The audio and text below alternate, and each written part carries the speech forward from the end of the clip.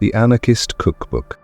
When William Powell wrote The Anarchist Cookbook in 1971, he was just 19 years old, brimming with anger, disillusionment, and a rebellious streak that mirrored the tumultuous times.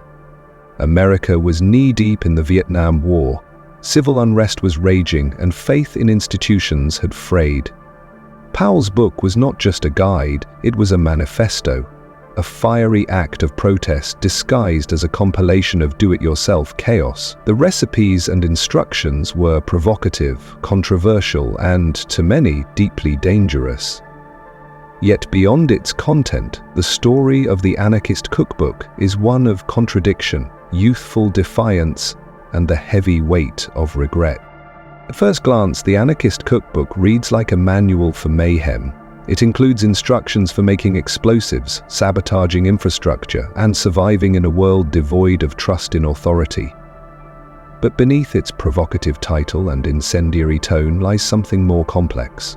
A young man's cry against a world he didn't understand and couldn't tolerate. Powell wasn't trying to start a revolution in the traditional sense. He was reacting to the violence he saw sanctioned by the state and exported overseas. In writing the book, he hoped to expose the hypocrisy of systems that preached peace while waging war.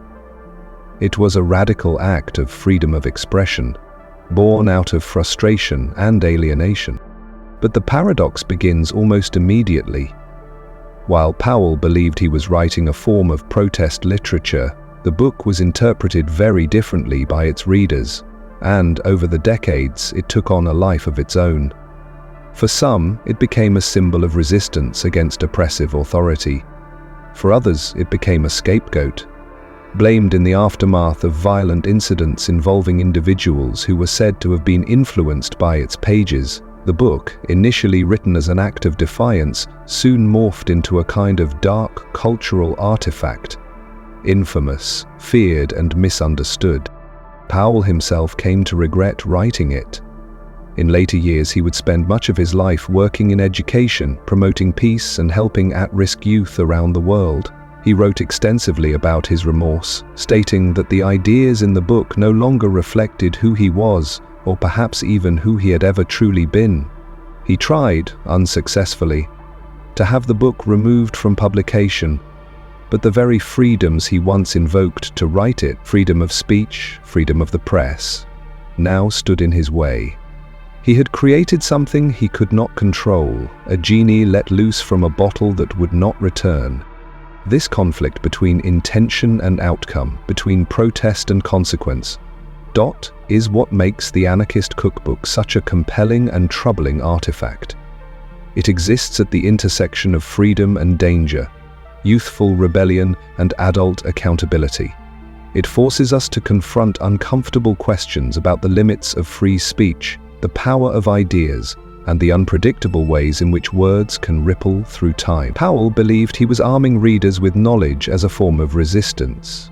But knowledge, once released, does not always serve the ends we hope.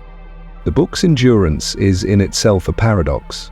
Despite Powell's disavowal, despite widespread condemnation, despite legal battles and social stigma, the cookbook has never gone out of circulation. It remains widely available both online and in print, though often buried in the shadows of digital marketplaces. Its appeal lies partly in its mystique. It's the kind of book that people hear about in whispers, a forbidden tome that draws the curious like moths to flame. To own it, or even to read it, is often seen as a rebellious act, an embrace of taboo knowledge in a world that prefers silence. But what does it really mean to read the Anarchist Cookbook today? Is it a historical relic, a misguided product of its time, or is it still a threat, a handbook for violence waiting to be misused? The answer isn't simple. The book is both. It is a snapshot of a very specific cultural moment, shaped by fear, anger, and anti-establishment sentiment. But it is also a text whose ambiguity and accessibility mean it can be interpreted or misinterpreted by anyone. That duality is what keeps it alive in the public imagination. William Powell's story also serves as a cautionary tale about the permanence of creation. He wrote something in anger, and decades later, he was still answering for it. His transformation from radical author to educator and advocate for peace was sincere, but it was never enough to outrun the shadow of his past. In interviews and essays, he spoke with anguish about the ways the book had been used. He had wanted to confront violence, but instead he felt he had contributed to it. That burden weighed on him until his death in 2016. There is also something uniquely American about the Anarchist Cookbook. It represents both the promise and the peril of free expression. It embodies the country's foundational tension between liberty and responsibility. It asks whether freedom should include the right to share dangerous knowledge, and who gets to decide what counts as too dangerous. These are questions with no easy answers, and they echo in debates about censorship, regulation, and the internet today. In an era of viral information and algorithm-driven amplification, Powell's paradox has become even more relevant. What happens when provocative ideas can spread faster and farther than ever before? And yet, the book is also a reminder of something else. The idealism, however misdirected, that often fuels rebellion. Powell's writing, for all its recklessness, came from a place of conviction. He believed the world was broken and that radical change was necessary. He didn't yet understand the complexity of change or the cost of disruption, but in that he was not alone. Many movements, ideas, and revolutions begin with a spark of anger. The danger comes not from that spark, but from what is done with it. The Anarchist Cookbook is not just a book, it is a mirror. It reflects back our values, our fears, our contradictions. It challenges us to think deeply about what we allow to circulate in the name of freedom, and what we are willing to confront in ourselves. And perhaps that is its most enduring legacy, not the recipes or the rhetoric, but the reflection. Because in that mirror we see the fragile line between expression and consequence, rebellion and regret, youth and wisdom. The Satanic Verses. When Salman Rushdie published The Satanic Verses in 1988, he could not have known the storm it would unleash. What began as a work of magical realism, rich with metaphor and myth, quickly became one of the most controversial novels of the 20th century. The novel sparked debates across the world about art, religion, freedom, and the limits of imagination. It ignited outrage in some corners, reverence in others, and placed its author at the center of a geopolitical firestorm. But before it was a headline, before it was a symbol, The Satanic Verses was a story.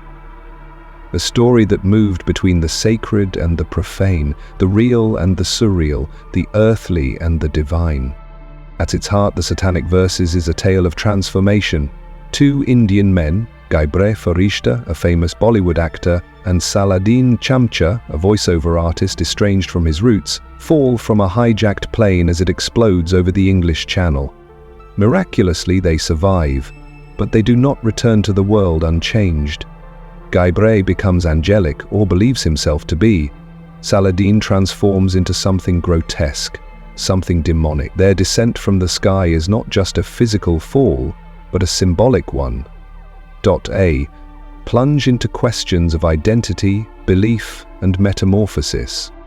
The novel weaves together three narrative strands.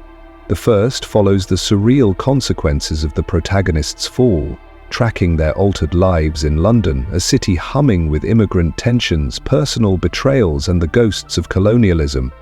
The second is a dream narrative, visions experienced by Gabriel, that explores a reimagining of the Prophet Muhammad's life, here fictionalized as Mahound. This narrative is the source of the book's most explosive controversy. It includes the titular Satanic Verses, a reference to a disputed Islamic tradition in which the Prophet is said to have momentarily accepted verses that were later revealed to be inspired by the devil. The third strand is a fable about a young Indian girl named Aisha, who convinces her village to follow her on a pilgrimage to Mecca. believing she has received divine instruction. Each thread explores themes of faith, fanaticism, doubt, and the mysterious workings of belief. Rushdie's style in the Satanic Verses is lyrical, bold, and dizzying. He blends fantasy and reality with a fluidity that defies strict interpretation. His characters don't just question their place in the world, they question the very fabric of reality itself. The novel is packed with wordplay, cultural references, and philosophical undertones. It is both epic and intimate, serious and absurd, and through it all, Rushdie confronts the experience of migration, the dislocation of crossing from one culture to another, and the transformations, both painful and liberating, that such journeys demand. But the novel's imaginative scope is also what led to its infamy. Many Muslims viewed the book's portrayal of the Prophet and its blending of religious figures with fictional scenarios as deeply offensive. The reaction was swift and fierce.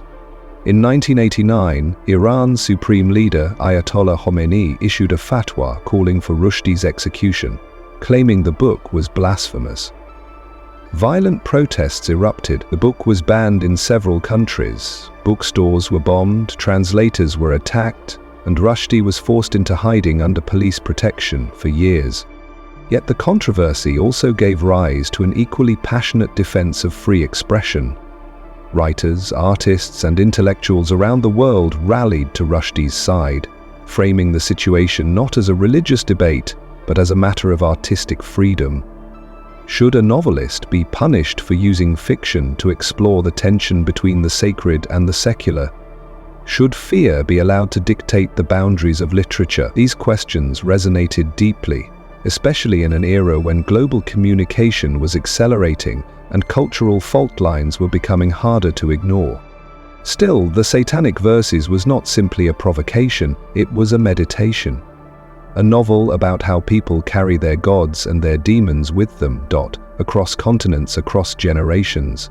Rushdie, himself a product of multiple worlds, Indian, Muslim, British, secular, used fiction to explore the contradictions of identity.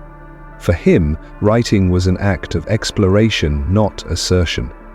In the Satanic Verses, he didn't claim to speak for anyone or anything. He simply dared to imagine, and in doing so, he stepped into the fire. Over the years, the furor surrounding the book has quieted, but it has not disappeared. The fatwa was never officially rescinded. In 2022, decades after the book's release, Rushdie was violently attacked in public, a stark reminder of how words can remain dangerous long after they are written. And yet the Satanic Verses continues to be read, studied, and discussed. Not just for its controversy, but for its ambition, its complexity, its courage. The novel's title, provocative by design, speaks to the seductions and deceptions that lie at the heart of both storytelling and belief. Just as a prophet may hear false words masked as divine, so too might a society confuse dogma for truth, or fear for virtue. Rushdie's novel does not mock faith. It interrogates the ways in which belief shapes us, for better and for worse. It asks, what happens when gods speak through flawed vessels? What happens when the line between sacred and secular blurs? And perhaps most importantly, the Satanic Verses reveals the transformative power of storytelling itself. In Rushdie's world, stories are not fixed. They evolve, mutate, and rebel. They reflect the contradictions of the people who tell them. They can be sacred, profane, liberating, or dangerous. But above all, they are necessary. In a world fractured by ideology and identity, stories are one of the few tools we have for imagining other possibilities, other selves, other worlds. The Satanic Verses is more than a novel. It is a mirror. It reflects our deepest anxieties about religion, power, identity, and the role of art. It challenges readers not to settle for easy answers, but to embrace complexity, contradiction, and doubt. For some, it will always be too much, a transgression too bold to tolerate. For others, it will be a vital reminder of why literature matters. Not because it comforts, but because it dares to disturb. The 120 Days of Sodom Madness at the Edge of Morality. The 120 Days of Sodom is a book that exists at the edge of literature and infamy, sanity and cruelty, morality and abyss. Written by the Marquis de Sade in 1785 while imprisoned in the Bastille, the work was never completed. Yet what survives is among the most disturbing and controversial texts in literary history. It is not a novel in the traditional sense. It is a systematic plunge into the darkest corners of the human psyche, told with such cold precision that it blurs the line between literature and pathology. And yet, it continues to be read, debated, and analyzed not for its shock value alone, but for the questions it raises about power, freedom, and the nature of evil. The premise is both simple and monstrous. For wealthy and powerful libertines, men of means, status, and absolute detachment from morality, seclude themselves in a remote castle along with a collection of teenage captives, servants, and hired prostitutes. Over the course of 120 days, they enact a regimented program of degradation, violence, and sexual torture. The novel is structured almost mathematically. Each day follows a formula, each character plays a role, and each act grows more depraved than the last. The libertines do not act on impulse. Their evil is choreographed, planned, and justified by a twisted philosophical logic that de Sade lays out with brutal clarity. What makes the 120 Days of Sodom so unsettling is not just its content, but its tone.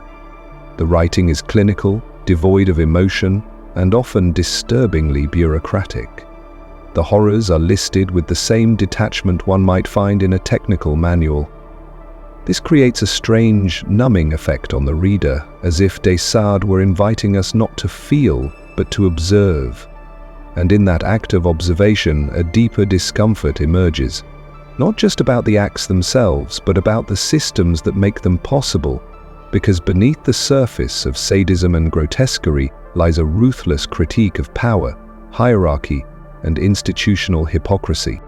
De Sade was a nobleman, a product of the very aristocracy he spent his life attacking. He saw in the structures of church, monarchy, and law not order, but corruption. For him, these institutions did not protect virtue, they masked vice. The libertines in Sodom are judges, clerics, bankers, men who represent the pillars of society. Yet once isolated, free from consequence, they reveal what de Sade believed was the truth behind the mask: a boundless appetite for control, humiliation, and domination. The castle becomes a metaphor for unchecked power, a place where laws do not apply, and where freedom becomes indistinguishable from destruction. The book is often misread as pure pornography, but to stop there is to miss its more disturbing ambition. De Sade was not trying to arouse, he was trying to expose. He pushed every boundary, sexual, moral, social, not because he celebrated depravity, but because he wanted to confront the reader with the terrifying implications of absolute liberty when divorced from empathy or restraint. In his view, if God does not exist, if morality is a human construct, then what stops the strong from devouring the weak? Sodom is a thought experiment taken to its most brutal extreme. It is not a celebration of evil, but a demonstration of its logic when it is allowed to rule without limit. And yet the book is nearly unreadable in parts, both for its content and for its repetition. The acts described become almost mechanical, looping in cycles of abuse that eventually seem to devour the narrative itself.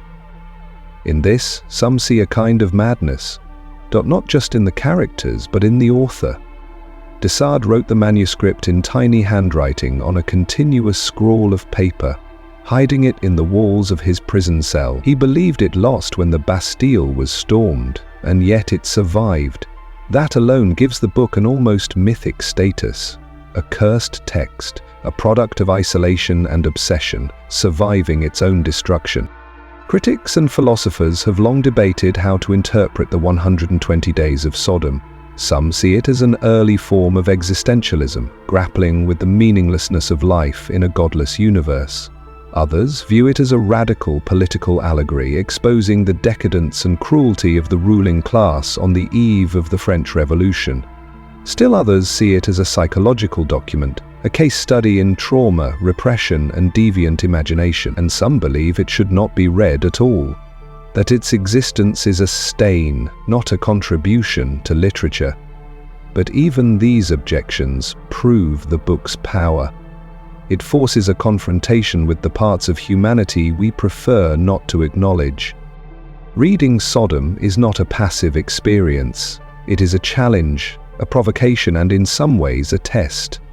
It asks the reader not to approve, but to endure. To witness what happens when desire becomes doctrine and when people become objects in the pursuit of pleasure. The libertine's logic is terrifying not because it is irrational, but because it is ruthlessly consistent. Their world has rules, hierarchies, and punishments. It is a parody of civilization, exaggerated until the mask slips and only cruelty remains. And yet, what endures about the 120 Days of Sodom is not just its horror, but its mirror. It reflects a question back at the reader about the limits of freedom, the fragility of morality, and the structures we build to protect the vulnerable. It asks whether civilization is truly a force for good or simply a thin veneer stretched over darker instincts. It challenges us to look not just at the depravity of a fictional castle, but at the real systems of power in our own world, at the prisons, wars, hierarchies, and inequalities that persist, often hidden behind civility. In the centuries since de Sade wrote his infamous manuscript, the world has changed. But perhaps not as much as we'd like to believe. The book remains a monument to transgression, a work that refuses to be comfortably categorized. It is not an endorsement of its contents nor a moral guide. It is a scream from a cell, a twisted mirror, a warning, and a philosophical dare. It will never be easy to read, but for those willing to look into its depths, the 120 Days of Sodom remains one of the most haunting explorations of power, desire, and the terrifying things people are capable of when they believe they are free to do anything. Lady Chatterley's Lover, written by D.H. Lawrence in 1928, is a novel that ignited debate, defied censorship, and ultimately reshaped the landscape of modern literature. But beyond the scandals and courtroom drama that would later surround it, this book is, at its core, a deeply human story. It is about loneliness and longing, about the alienation bred by social class, and about the sacred space between two people where love, vulnerability, and desire can bloom without shame. It is a meditation not just on sex, but on the emotional and spiritual starvation of an age caught between industrialism and intimacy. The story follows Constance Chatterley, or Lady Chatterley, a young woman who finds herself trapped in a sterile, unfulfilled marriage to Sir Clifford Chatterley. He is an aristocrat, wounded and paralyzed from the waist down due to a war injury, and he has retreated into the intellectual world of writing and upper-class society. Clifford values the mind, dismisses the body, and increasingly distances himself from the emotional life that Constance craves. Their grand estate, Ragby Hall, becomes a cold and symbolic prison, a place where appearances are kept, but deeper hungers go unnoticed. Into this quiet void steps Oliver Mellors, the gamekeeper on the estate. A man of working-class roots, ex-military experience, and deep introspection, Mellors is in many ways the opposite of Clifford. Where Clifford is cerebral, detached, and preoccupied with legacy, Mellors is grounded, sensual, and aware of the present moment. He lives close to the rhythms of the natural world and expresses a kind of physical honesty that has long been absent from Constance's life. When the two begin a love affair, it is not just an act of rebellion, it is a rediscovery of what it means to be alive. The novel moves slowly, intimately, and with deep psychological sensitivity. Lawrence doesn't rush into passion, he explores it. He lingers in the spaces between gestures, the weight of silence, the emotional hesitations before touch. For Lawrence, sex is not merely physical. It is a sacred communion, a way of restoring the connection between body and soul that modern society has fractured. And in this, the novel becomes more than a romance. It becomes a manifesto against the dehumanizing effects of industrialization, class division, and intellectual detachment. One of the central tensions in Lady Chatterley's Lover is between the mechanical and the organic.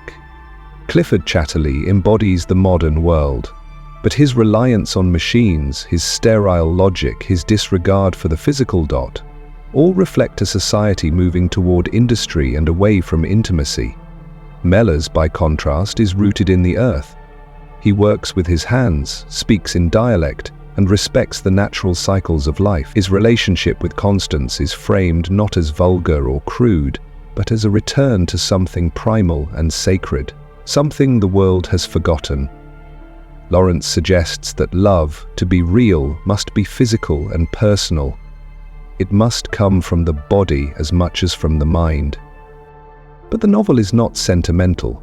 Lawrence is keenly aware of the difficulties of such a relationship. Class is not easily overcome. Constance and Mellors come from different worlds, and the novel does not pretend this is a simple obstacle.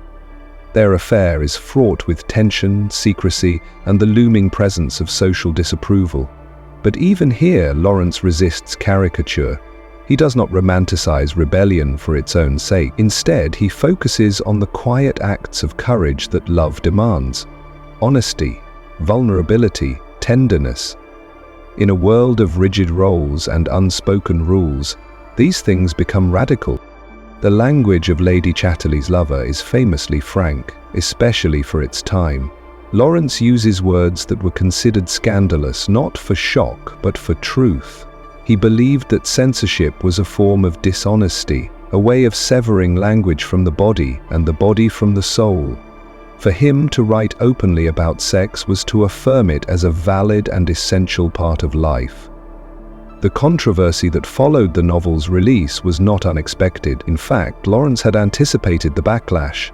The book was originally published privately in Italy, and for decades was banned in countries like the United Kingdom and the United States.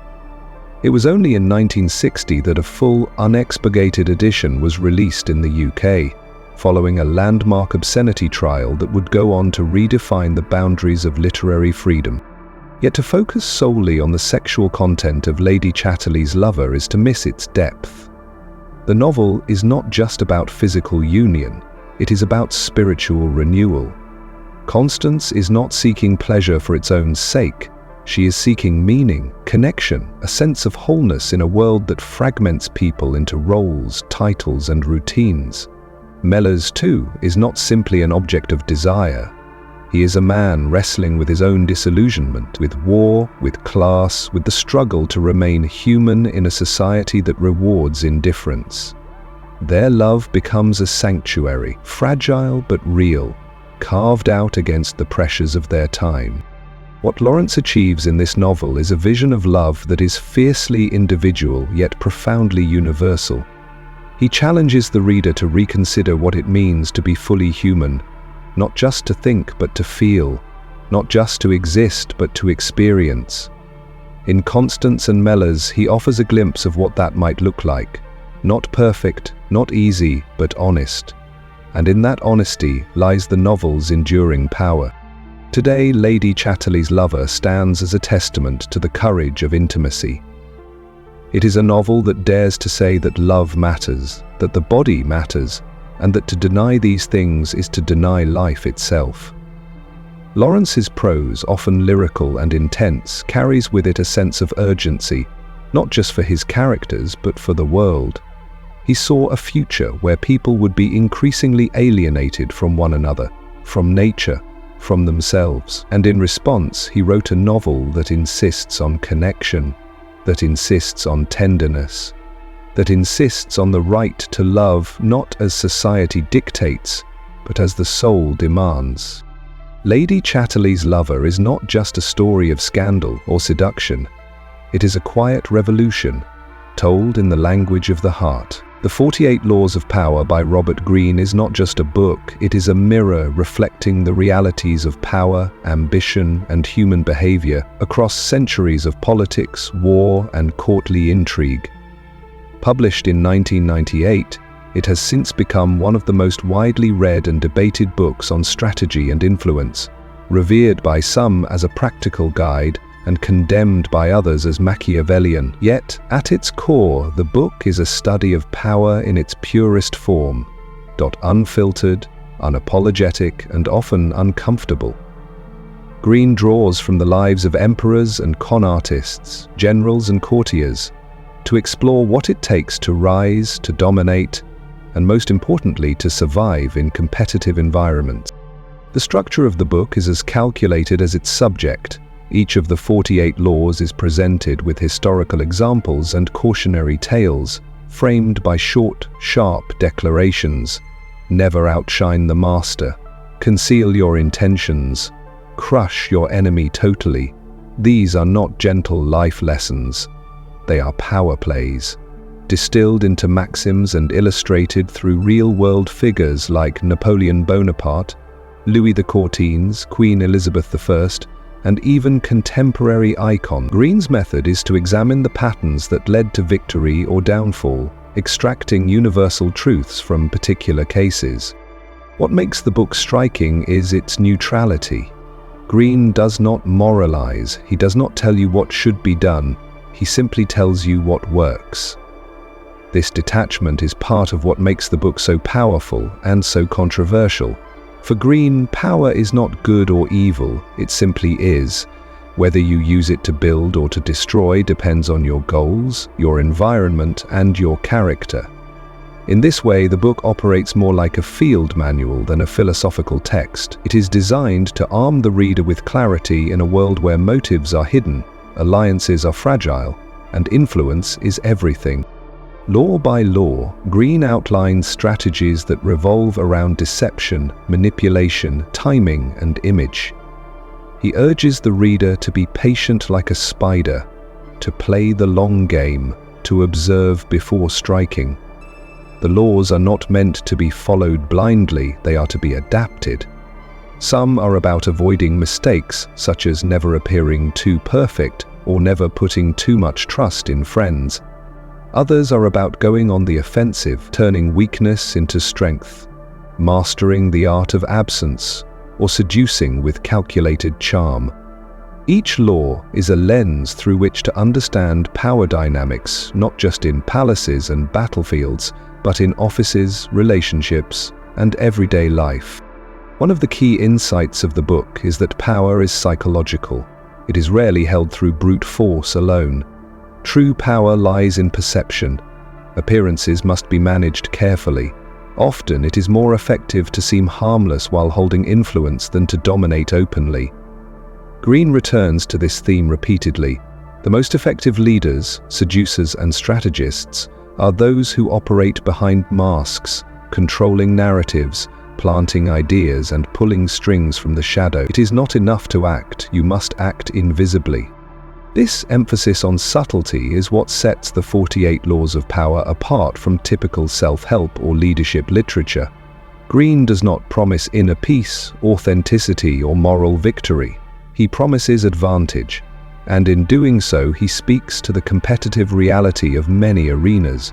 Corporate, political, artistic, where naivety is punished and strategy is rewarded. He encourages the reader to stop wishing for a fair world and start understanding the one we live in. But the book is not entirely cold.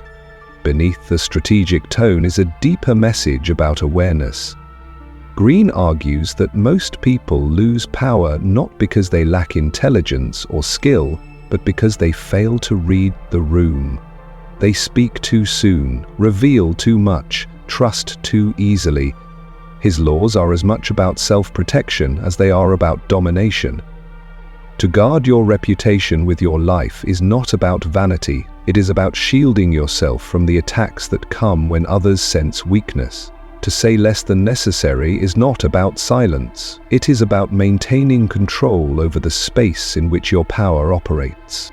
There is also an element of artistry in Green's writing. The book is not just informative, it is theatrical. The historical anecdotes are dramatic and vividly drawn. The structure of the laws mimics a courtly ritual where every word, glance, and gesture has weight. The reader is invited into a world of masks and maneuvers, of backroom dealings and whispered schemes.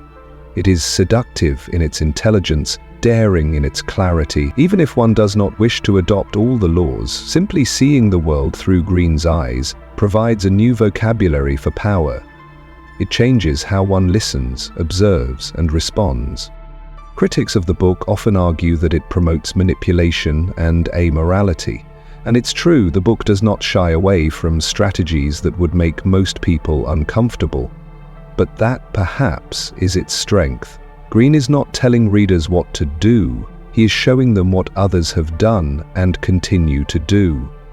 Whether one chooses to emulate or defend against such tactics is up to the reader. The value of the 48 Laws of Power lies not in blind obedience to its lessons, but in the clarity it offers.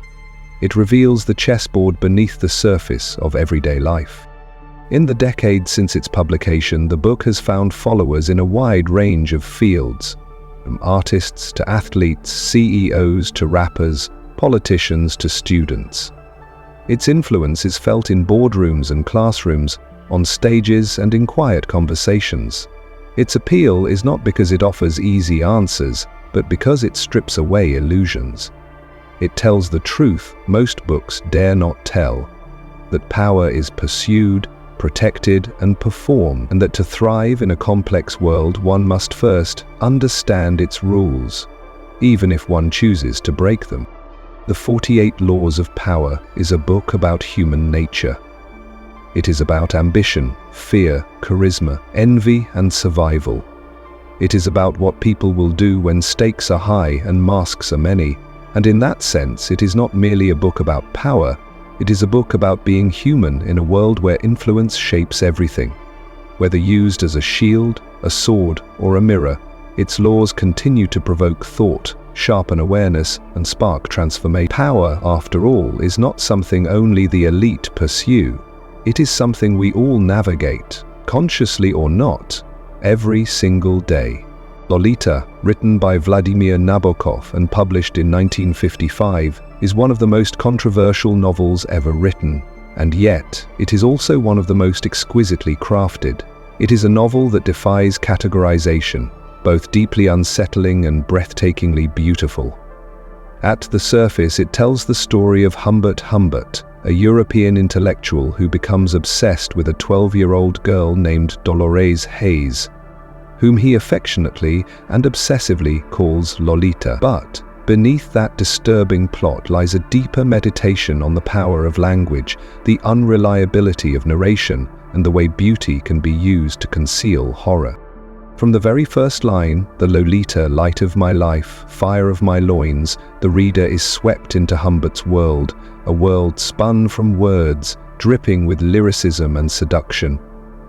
Humbert is not just a character, he is the narrator, the storyteller, and the manipulator. He confesses his crimes, but he does so in a way that is hypnotic, coaxing the reader into his perspective even as he reveals his monstrousness. Nabokov's genius lies in this contradiction. He creates a narrator who is charming and articulate, even as he describes acts that are disturbing and indefensible. The tension between the beauty of the prose and the ugliness of the content is what gives Lolita its extraordinary power. The novel is structured as a memoir written by Humbert while awaiting trial, and this framework creates a layer of performance. Everything we read is filtered through his voice, his rationalizations, his poetic flourishes.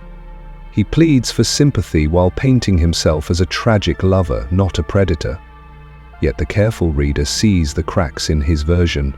Through subtle clues, Nabokov ensures that we are never fully seduced. We see Lolita not as Humbert does, not as an object of desire, but as a real girl, stubborn, clever, vulnerable, and trapped.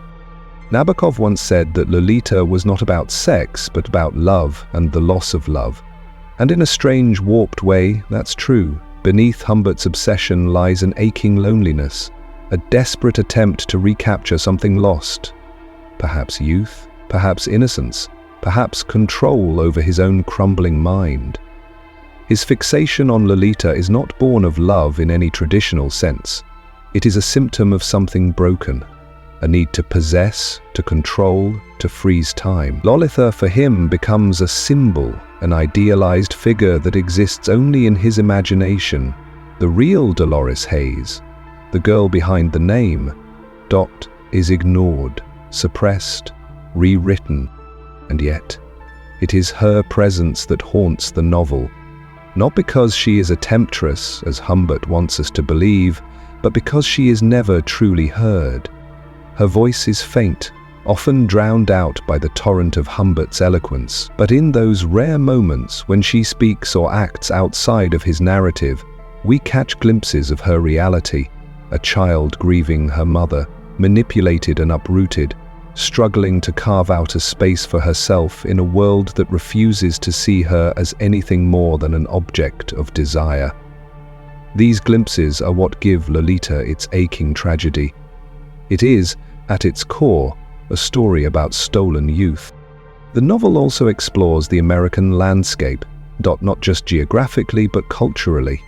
Humbert and Lolita's journey across motels and diners, highways and small towns becomes a strange parody of the American road trip.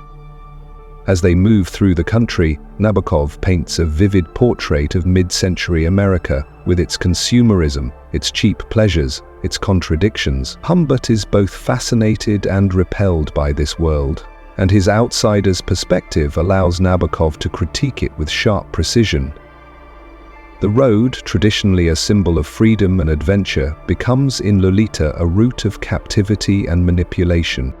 Despite its disturbing subject, Lolita remains a literary masterpiece because of the precision and richness of Nabokov's language. He was not writing in his native tongue, yet his command of English was dazzling. His sentences twist and shimmer, full of double meanings, wordplay, and poetic rhythm. Every paragraph is layered with allusion, irony, and musicality. Nabokov invites the reader to engage not just emotionally but intellectually. He plays with form, with structure, with voice. He dares us to be enchanted, then to feel guilty for our enchantment. This moral ambiguity is what gives the novel its enduring relevance. It is not a simple condemnation, nor is it an invitation to empathy. It is a puzzle, a trap, a mirror. We are made complicit, lured in by Humbert's charm, only to be confronted with the consequences of his actions. We are forced to examine our own susceptibility to beautiful language, to charismatic voices, to unreliable narrators. In doing so, Lolita becomes a cautionary tale, not just about desire, but about storytelling itself. Over the years, the novel has been misunderstood, misquoted, and misused. Some see it as erotic, others as exploitative. But at its heart, Lolita is a tragedy of the Latin that refuses to give easy answers. Nabokov never lets us forget what Humbert has done. He buries the horror in prose so dazzling it almost blinds us, and then, with a deft hand, reveals the human cost beneath it. He makes us question not only the character but the reader's role, the author's power, and the ways in which literature can both reveal and obscure truth. By the end of the novel, Humbert himself changes. In his final reflections, he begins to see Dolores not as Lolita, the nymphette of his fantasies, but as a person, a girl who suffered because of him. This shift is subtle but profound. He no longer speaks of passion, but of guilt. He no longer seeks justification, but mourns what he destroyed. It is too little, too late. But it is something. It is Nabokov's final stroke of genius, to give us not redemption, but recognition. Lolita endures not because it is comfortable, but because it is difficult. It challenges our assumptions, tests our empathy, and forces us to confront the darker edges of human desire and literary persuasion. It is a novel that dares to be beautiful and monstrous at once, a dance of brilliance and brutality. And in the end, it reminds us of the power of words, not just to seduce, but to reveal, to deceive, and, perhaps, to atone. Brave New World, A Future of Comfort and Control. Brave New World, published in 1932 by Aldous Huxley, is a novel that continues to provoke reflection, admiration, and unease. It envisions a future society where comfort, efficiency, and stability have triumphed over freedom, individuality, and emotional depth. It is a dystopia masked as a utopia, a world that has eliminated war, poverty, disease, and even sadness, but at the cost of everything that makes human life rich and unpredictable. Huxley's vision is not one of a violent regime or brutal dictatorship. Instead, it is a society that seduces its people into submission with pleasure, entertainment, and engineered satisfaction. The story unfolds in the world state, a global government where human beings are no longer born but created in laboratories, sorted into castes before birth, and conditioned from infancy to accept their place in society without question. The highest castes, the alphas and betas, occupy positions of leadership, thought, and leisure, while the lower castes, gammas, deltas, and epsilons, perform menial labor, designed to be intellectually and physically suited for their roles. This engineered hierarchy is maintained through a combination of genetic manipulation, psychological conditioning, and a daily dose of soma, a drug that numbs discontent and erases the need for introspection. At the heart of the novel is the question, what are we willing to trade for peace and happiness? In Huxley's world, suffering has been eliminated, but so has beauty, art, passion, and the struggle that gives life meaning. Relationships are shallow, families have been abolished, and love has been replaced by casual sex devoid of attachment. Religion, philosophy, and deep thought are seen as dangerous. Instead of grappling with existential questions, citizens attend feelies, movies that stimulate all the senses, and escape into chemically induced bliss. It is a world designed not for freedom, but for predictability, not for truth, but for stability. The central characters embody different reactions to this carefully controlled society. Bernard Marx, an alpha who feels out of place due to his physical shortcomings, experiences an inner conflict. Though he benefits from the privileges of his caste, he senses that something is missing. His growing dissatisfaction leads him to question the values of the world state. Though he ultimately lacks the courage to stand fully apart from it, Lenina Crown, a beta technician, is content within the system but confused by her attraction to Bernard's nonconformity. Her character reflects the ease with which people can live in ignorance of their own conditioning. The novel takes a turn when Bernard and Lenina visit the Savage Reservation, a place where people live outside the world state, holding on to ancient traditions, religion, and natural birth.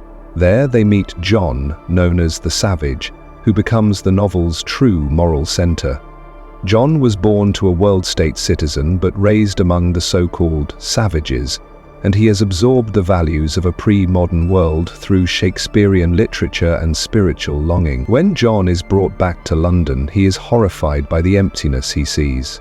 The abundance of pleasure, the avoidance of pain, and the artificiality of relationships strike him as inhuman. He becomes a mirror, reflecting the cost of a world where suffering has been erased, but only by eliminating what it means to be human. John's struggle culminates in one of the novel's most powerful confrontations, his dialogue with Mustapha Mond, one of the world controllers. Mond, an intelligent and reflective figure, calmly explains the logic of the society, that truth and beauty are dangerous, that happiness is more valuable than freedom, and that people cannot be trusted with the burden of choice. He admits that Shakespeare, religion, and deep philosophy have been sacrificed, not because they were bad, but because they made people unhappy. The debate is chilling in its clarity. Mond represents the voice of control, arguing that the loss of depth is a fair price for peace. John, by contrast, insists on the right to be unhappy, to feel sorrow, to suffer love and loss. He claims the right to be human, even if it means pain. What makes Brave New World so enduring is that it doesn't rely on fear to build its dystopia. Instead, it relies on comfort. It presents a future that is not imposed by force but willingly embraced. The people of the world state are not imprisoned against their will.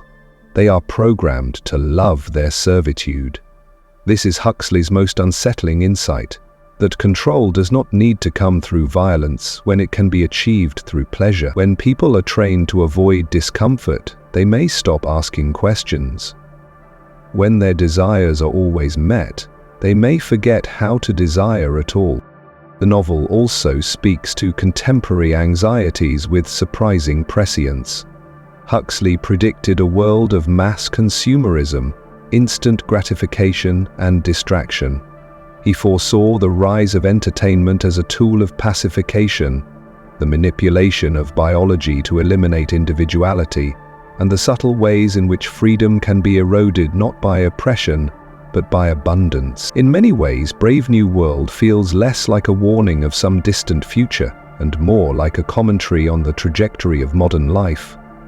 Its relevance has only grown in an age of social media, surveillance capitalism, and medical advancements that raise questions about human design and autonomy. Yet Huxley does not offer easy answers. He does not romanticize the past or suggest that suffering is inherently noble. Rather, he asks whether a life without struggle can be meaningful. Can art exist without sorrow? Can love exist without the risk of heartbreak? Can we truly know joy if we never feel pain? These questions haunt the novel and give it its philosophical depth. The reader is not told what to believe, but invited to reflect, to ask what kind of world we are building and at what cost. The fate of John the Savage is tragic, but it is also revealing. He cannot reconcile the world he longs for with the world he is forced to live in. His desire for truth, for purity, for a life unmediated by artificial pleasures, leads him to isolation and ultimately despair. His end is not a condemnation of his ideals, but a reflection of how incompatible they are with the engineered happiness of the world state. In the end, Huxley leaves us not with a revolution, but with silence. A haunting reminder that the most dangerous dystopias are the ones we never resist, because they promise us comfort. Brave New World is more than a science fiction novel. It is a philosophical inquiry, a social critique, and a psychological exploration. It challenges us to consider what we value most: happiness or truth, safety or freedom, pleasure or purpose. And in doing so, it reminds us that the future is not written by tyrants alone, but by the choices we make every day. In what we accept, what we question, and what we are willing to sacrifice for a life that is not just painless, but truly human. George Orwell's Animal Farm, first published in 1945, is a deceptively simple tale about animals on a farm who rise up against their human oppressor. But beneath this fable lies a sharp, unflinching political allegory that examines the dangers of absolute power, the manipulation of truth, and the tragic betrayal of revolutionary ideals. Orwell, with his characteristic clarity and moral urgency, offers a timeless commentary on how revolutions begin with hope and end in tyranny, not because of ideology, but because of human nature, or in this case, animal nature, distorted by greed, ambition, and fear. The story begins with a vision of liberation. Old Major, an elderly boar, calls the animals of Manor Farm together and shares a dream of a world free from human domination. A world where animals are equal, live in harmony, and reap the fruits of their labor. Inspired by his words, the animals stage a rebellion, driving out the farmer, Mr. Jones, and taking control of the farm. They rename it Animal Farm and set out to build a society based on equality, solidarity, and shared purpose. The commandments they establish are simple and clear, none more important than the final, resounding decree: all animals are equal. At first, the revolution seems to work. The animals work harder, believing in a common future. There is a sense of pride, unity, and purpose.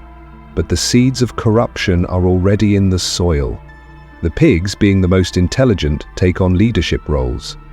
Among them, two figures emerge: Snowball, an idealist and organizer, and Napoleon, a quiet but calculating presence who soon reveals himself to be more ambitious than visionary. When conflict arises between the two, Napoleon seizes power, expels Snowball, and begins reshaping the farm into his own authoritarian regime.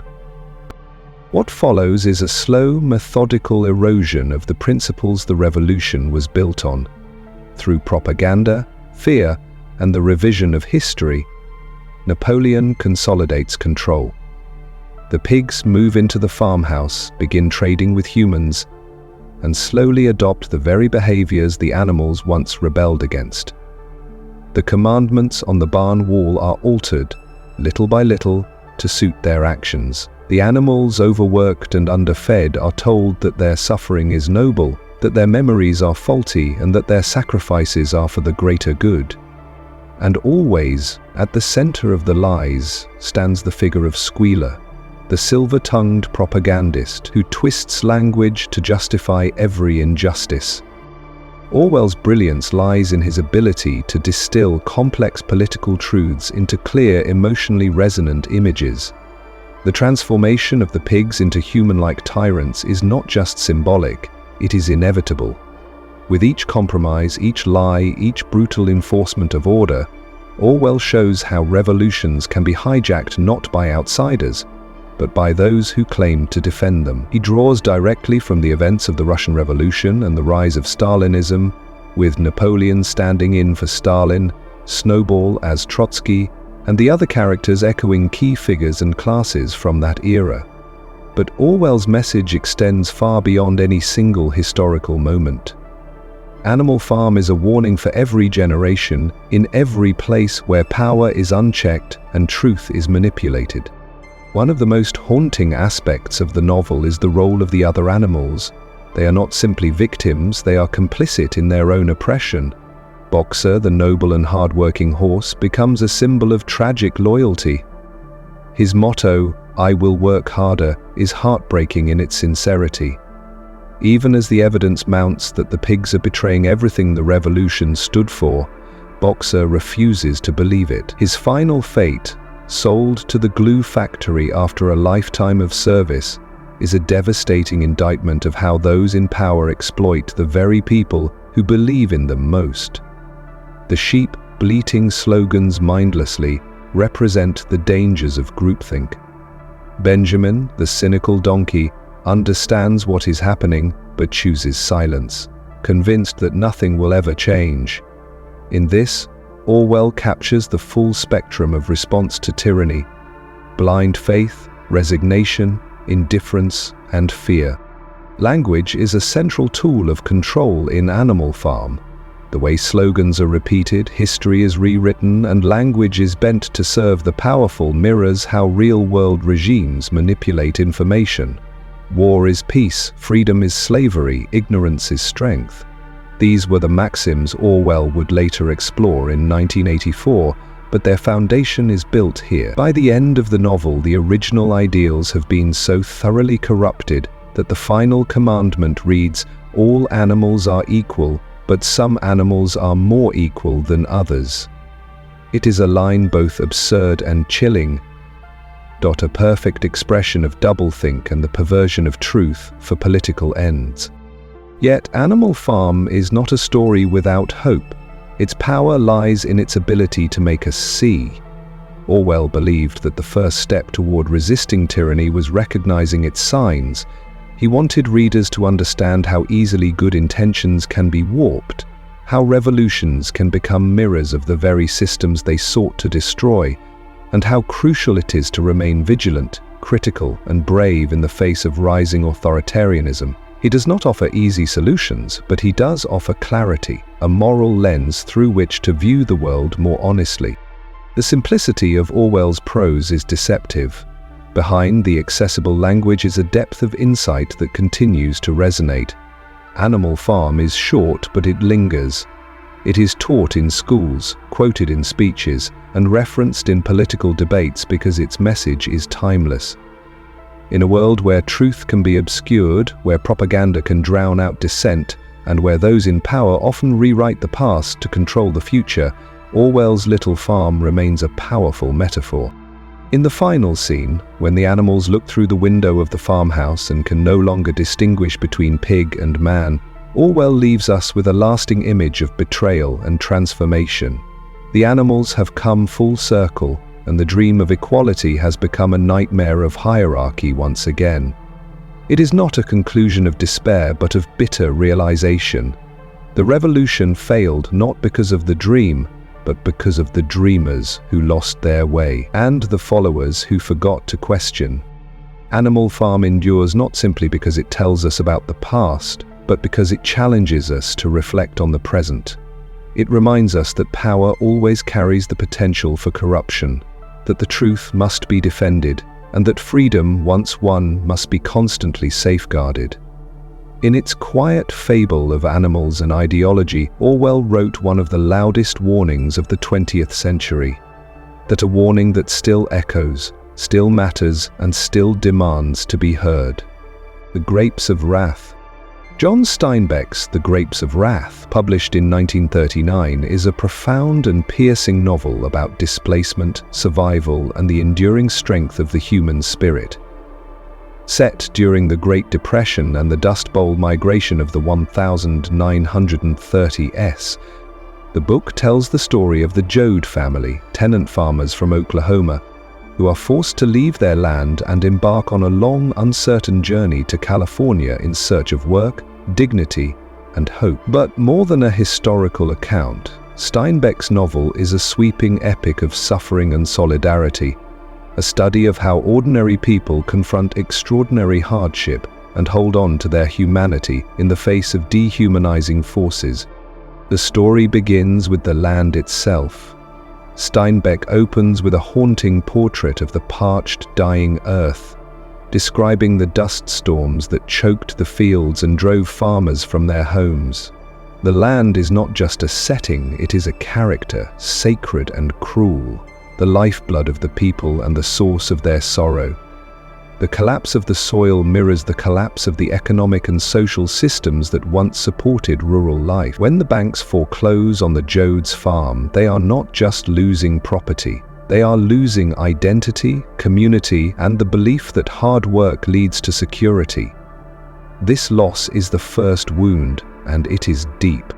The Joads pack their lives into a broken-down truck and set out on Route 66, joining thousands of other families heading west.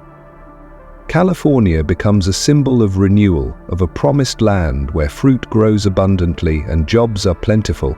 But as the journey unfolds, that dream is gradually unmasked. The road is long and unforgiving.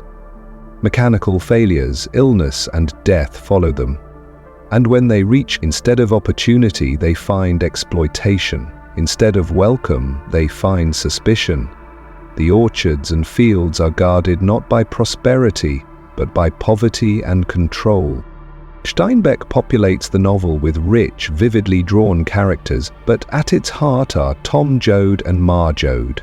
Tom, recently released from prison, begins the story as a man shaped by violence and survival. But through the journey, and especially under the influence of the former preacher Jim Casey, Tom transforms. He begins to understand the deeper injustices of the system and grows into a figure of conscience and resistance. His personal awakening mirrors the larger political message of the novel, that injustice is not random but structural, and that change requires collective action. Ma Joad, however, is the quiet, unwavering force at the center of the family. Her strength is not loud but immense. As the men falter, argue, and despair, Ma becomes the spiritual anchor. She understands more than anyone that survival depends on unity, love, and stubborn endurance. Through drought, hunger, and humiliation, she preserves the dignity of her family, refusing to let them forget who they are. In her calm determination, Steinbeck gives us one of the most powerful portraits of maternal strength in all of literature. Throughout the novel, Steinbeck alternates between chapters that follow the Joads and shorter, poetic interludes that depict the broader social landscape. These chapters give voice to the collective experience of the migrants, dot their sorrows, their hopes, and their rage. They elevate the story from the particular to the universal, reminding the reader that the Jodes are not alone. There are millions like them, displaced and desperate, moving through a system that sees them not as people, but as surplus labor. These interludes are lyrical and raw, and they deepen the emotional and political resonance of the novel. One of the central themes of The Grapes of Wrath is the tension between individualism and collectivism. In a society built on competition and profit, the migrant workers are pitted against each other, forced to accept starvation wages just to survive. But through shared suffering, Steinbeck suggests, a new kind of solidarity can emerge. In the government-run camps, where order is maintained by the workers themselves and dignity is preserved, the novel offers a glimpse of hope, a vision of what society could be if it prioritized people over profit.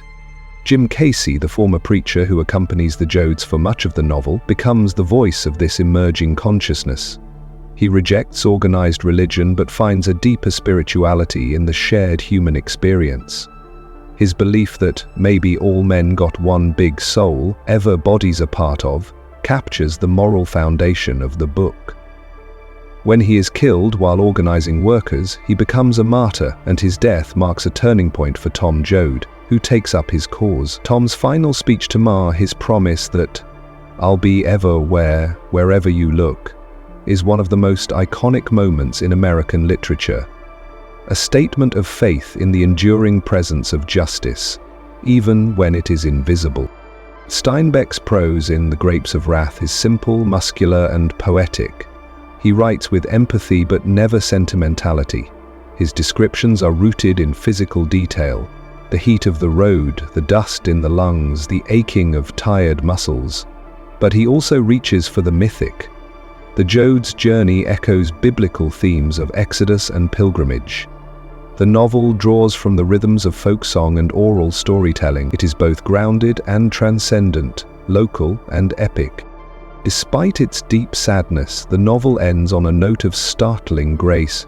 In the final scene, the Jodes take shelter from a flood in a barn.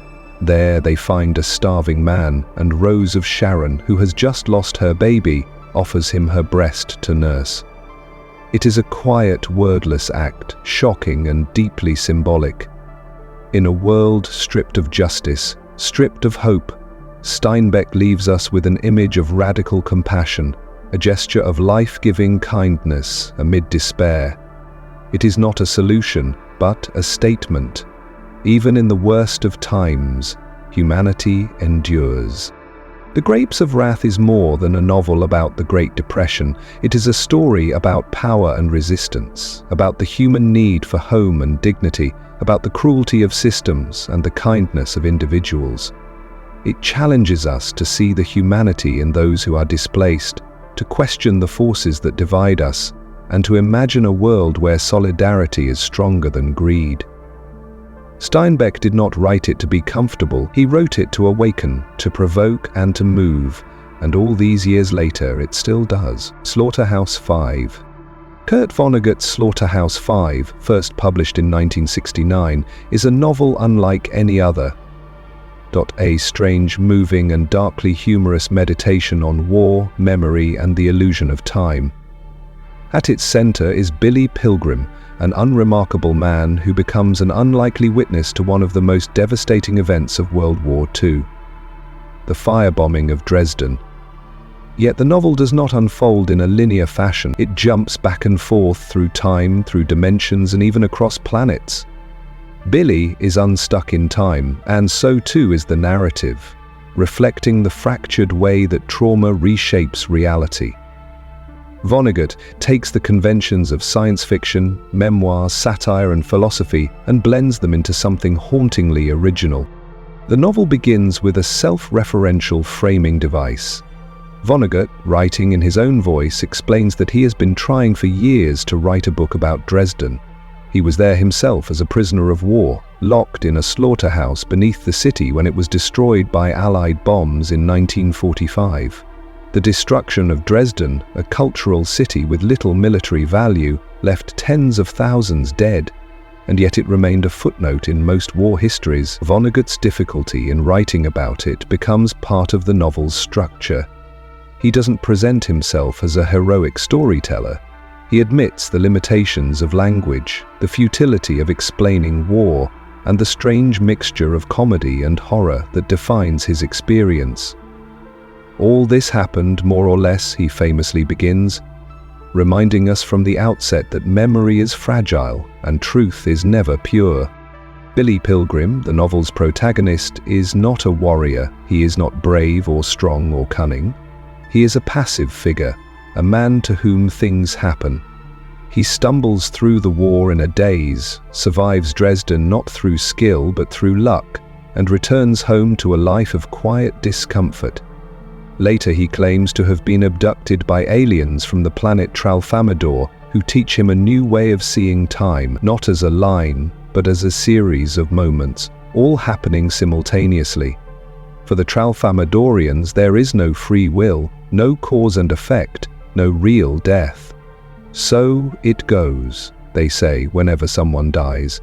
And Billy adopts this phrase as his own refrain, repeating it again and again throughout the novel like a soft, bitter hymn.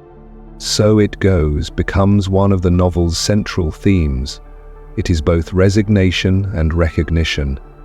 It captures the absurdity of death in a world that cannot seem to prevent it. It does not glorify or even mourn, it simply acknowledges. In a novel filled with violence, madness, and cosmic indifference, this phrase becomes a coping mechanism, a rhythm, a way to maintain some composure in the face of constant loss. Vonnegut does not offer answers or redemption. He offers patterns, fragments, and repetitions. And somehow, through this unconventional method, he captures the emotional truth of war more clearly than any straightforward narrative could. The structure of Slaughterhouse-Five mirrors Billy's psychological fragmentation. The jumps in time and space are not distractions, they are essential. They reflect the way trauma works. For those who have suffered deeply, time does not move forward in a neat line. Memories intrude, repeat, distort. The past becomes a living presence, and the future feels out of reach. By making Billy unstuck in time, Vonnegut allows us to feel the same disorientation, the same helplessness. We don't just read about Billy's trauma, we experience it alongside him. The novel also explores the gap between public memory and private pain. While the world moves on from Dresden, Billy cannot. He lives in a society that prefers heroic narratives of war, tales of sacrifice and glory. But Billy has none to offer. His story is one of absurdity, captivity, and survival without meaning. The idea that war is noble is hollow to him. Instead, he drifts through life, haunted by memories that no one wants to hear, and visions that no one believes. His alien abduction may be a delusion, or it may be the only framework he can use to understand the senselessness of what he endured. Vonnegut uses humor throughout the novel, but it is a strange, often unsettling humor. He finds comedy in the grotesque, the awkward, the irrational. Characters are drawn with cartoonish simplicity. Deaths are described with surreal detachment. The absurdity is the point. By laughing at war's madness, Vonnegut does not diminish its horror, he exposes it. The contrast between the violence of war and the flat, unemotional tone of the narration creates a kind of cognitive dissonance that lingers long after the book is finished. It is laughter tinged with sorrow, irony laced with grief. And there is also a profound sense of compassion in Vonnegut's writing. He does not hate the soldiers or the civilians. He does not romanticize them either. He sees their confusion, their fear, their attempts to maintain dignity in an undignified world. Even when characters are ridiculous, they are never dismissed. Vonnegut's moral clarity shines not through grand statements, but through his quiet refusal to look away from suffering. He insists that we recognize the humanity in every person, even in a world that so often denies it.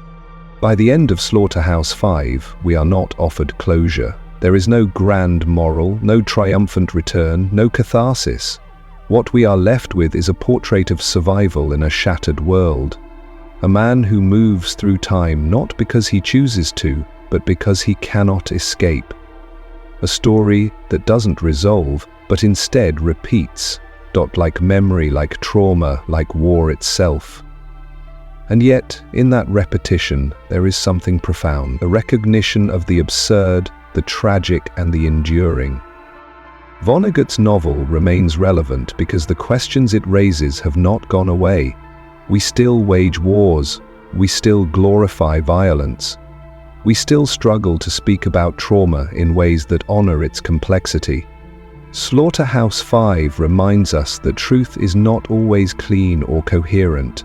Sometimes it is fractured, painful, and strange, but it is no less real for that. In fact, it may be the only kind of truth worth telling. Invisible Man? Ralph Ellison's Invisible Man, published in 1952, is a novel that defies simple categorization. It is at once a Bildungsroman, a philosophical inquiry, a political critique, and a lyrical meditation on race, power, and identity in America. At its heart is a young, unnamed black man who declares that he is invisible, not because of any physical condition, but because society refuses to see him for who he truly is. He is rendered invisible by the eyes of others, who reduce him to stereotypes, fears, and expectations.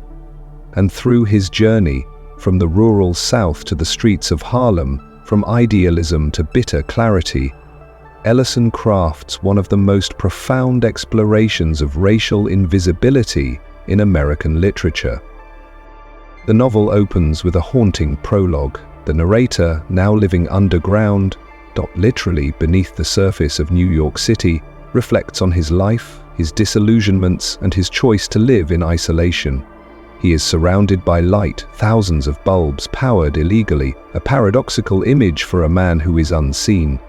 This space becomes a metaphor, a refuge of thought and introspection, where he begins to reclaim his identity from the fragments that society has tried to impose on him. From the very beginning, Ellison makes it clear that the narrator's journey is not just physical, but psychological, spiritual, and deeply symbolic. As the narrative unfolds, we follow the protagonist through a series of experiences that reveal how deeply American society is shaped by racial perception and institutional manipulation. From a humiliating battle royal in his youth, but where he is forced to fight other black boys for the amusement of white men, to his scholarship at a black college, and later to his involvement with a political organization known only as the Brotherhood. Each stage of his life is marked by the tension between how he sees himself and how others seek to define him. The college, a place the narrator believes will elevate him, instead exposes the limitations of respectability and the illusion of progress within a segregated system. When he is expelled by Dr. Bledsoe, the college's black president who has internalized the very racism he pretends to resist, the narrator begins to see the duplicity and danger of those who play along with the rules in order to survive. To Bledsoe's cynical advice, that it's not important what you actually do, but what others think you are, strikes at the core of Ellison's theme. It is not just external racism that invisibilizes the narrator, but also the performative roles imposed by institutions, both black and white. In Harlem, the narrator continues his search for meaning and agency, but he is again swept into forces larger than himself. He joins the Brotherhood, a group modeled on real-world radical organizations, believing he has finally found a place where he can use his voice for justice. But soon he realizes that even here, he is being used as a symbol, a figure to be managed, rather than a person to be heard. His speeches are scripted, his role is defined, and his individuality is suppressed for the sake of a cause that ultimately has little concern for his community. The Brotherhood claims to fight for the oppressed, but it manipulates power just like any other structure. When the narrator tries to act independently, to speak truthfully about the conditions he sees, he is silenced, discarded, and replaced. What Ellison reveals with painful clarity is how systems, educational, political, social, consistently fail to recognize the narrator's humanity. He is useful only as long as he fits into someone else's narrative, and when he resists, he becomes a threat. The invisibility he speaks of is not just a metaphor. It is a lived experience. He is unseen not because he lacks identity, but because his identity is inconvenient, complex, and disruptive to those in power. Over and over, he is reduced to an image. A good student, a rabble-rouser, a model black man, a dangerous agitator, but never simply a man. Ellison's prose is rich, layered, and musical. Drawing from jazz rhythms, surrealist imagery, and philosophical depth, he creates a narrative voice that is both intimate and expansive. The novel is filled with moments of symbolic intensity. From a briefcase filled with meaningless letters, to a coin bank shaped like a grinning black caricature, to a riot in Harlem that explodes with the force of years of buried rage, each image builds upon the central theme: the search for self in a society determined to erase it. The narrator's journey culminates in his retreat from the world. After being betrayed, beaten, and cast out, he withdraws into the underground, where he begins to understand the complexity of invisibility. It is not merely a curse, but a kind of freedom. It allows him to see more clearly, to reject the roles forced upon him, and to begin the difficult task of defining himself on his own terms. His decision to write his story is an act of reclamation, a refusal to remain voiceless. He writes not to explain himself to the world, but to affirm his own existence. Invisible Man is not a story of triumph in the conventional sense. It does not end with justice, resolution, or redemption. It ends with understanding, a hard-earned, solitary truth about the nature of identity and society. The narrator does not emerge with answers, but with a deeper awareness of the forces that shape lives and the inner strength required to resist them. In this, Ellison gives us a novel that is not only about race, but about the broader human condition, the struggle to be seen, to be known, to be real in a world of masks and shadows. Even decades after its publication, Invisible Man remains urgently relevant. In a time when debates over race, visibility, and voice continue to dominate the cultural landscape, Ellison's novel offers not just a critique but a vision. It asks readers to look beyond surface roles and into the complex interiority of people pushed to the margins.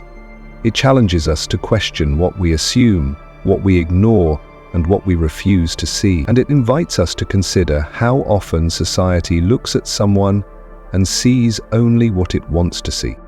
By giving voice to the invisible, Ellison wrote a novel that will never disappear. It echoes in literature, politics, education, and the quiet reflections of anyone who has ever felt misrepresented, misunderstood, or unseen. And in telling one man's journey through invisibility, Ellison ultimately shines a light on us all. 1984, the dystopia that became a mirror. George Orwell's 1984 is more than just a novel. It is a warning, a prophecy, and a reflection and a reflection. A story written in 1949 about a terrifying future that feels increasingly familiar. Set in a totalitarian state where truth is malleable, language is weaponized, and every thought can be monitored, the novel explores the destruction of individuality and the terrifying potential of absolute power. Its protagonist, Winston Smith, is an ordinary man trapped in a system designed to crush thought, love, and rebellion. Through his quiet resistance and eventual submission, Orwell crafts a haunting exploration of surveillance, censorship, and the fragility of human freedom. The world of 1984 is controlled by the party, led by the omnipresent but possibly non-existent figurehead, Big Brother. The state monitors every movement and word through telescreens and hidden microphones. There is no escape, no safe corner, no private space. People live not just under surveillance, but under psychological domination. History is rewritten daily to suit the party's current needs. Facts are no longer absolute. They are fluid, redefined by authority. This is the essence of doublethink, one of the novel's central concepts, the ability to hold two contradictory beliefs and accept both as true. It is not just a lie told by power, it is a lie accepted by the people themselves.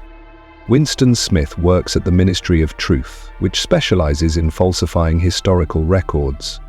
His job is to alter past newspaper articles so that they align with the present narrative.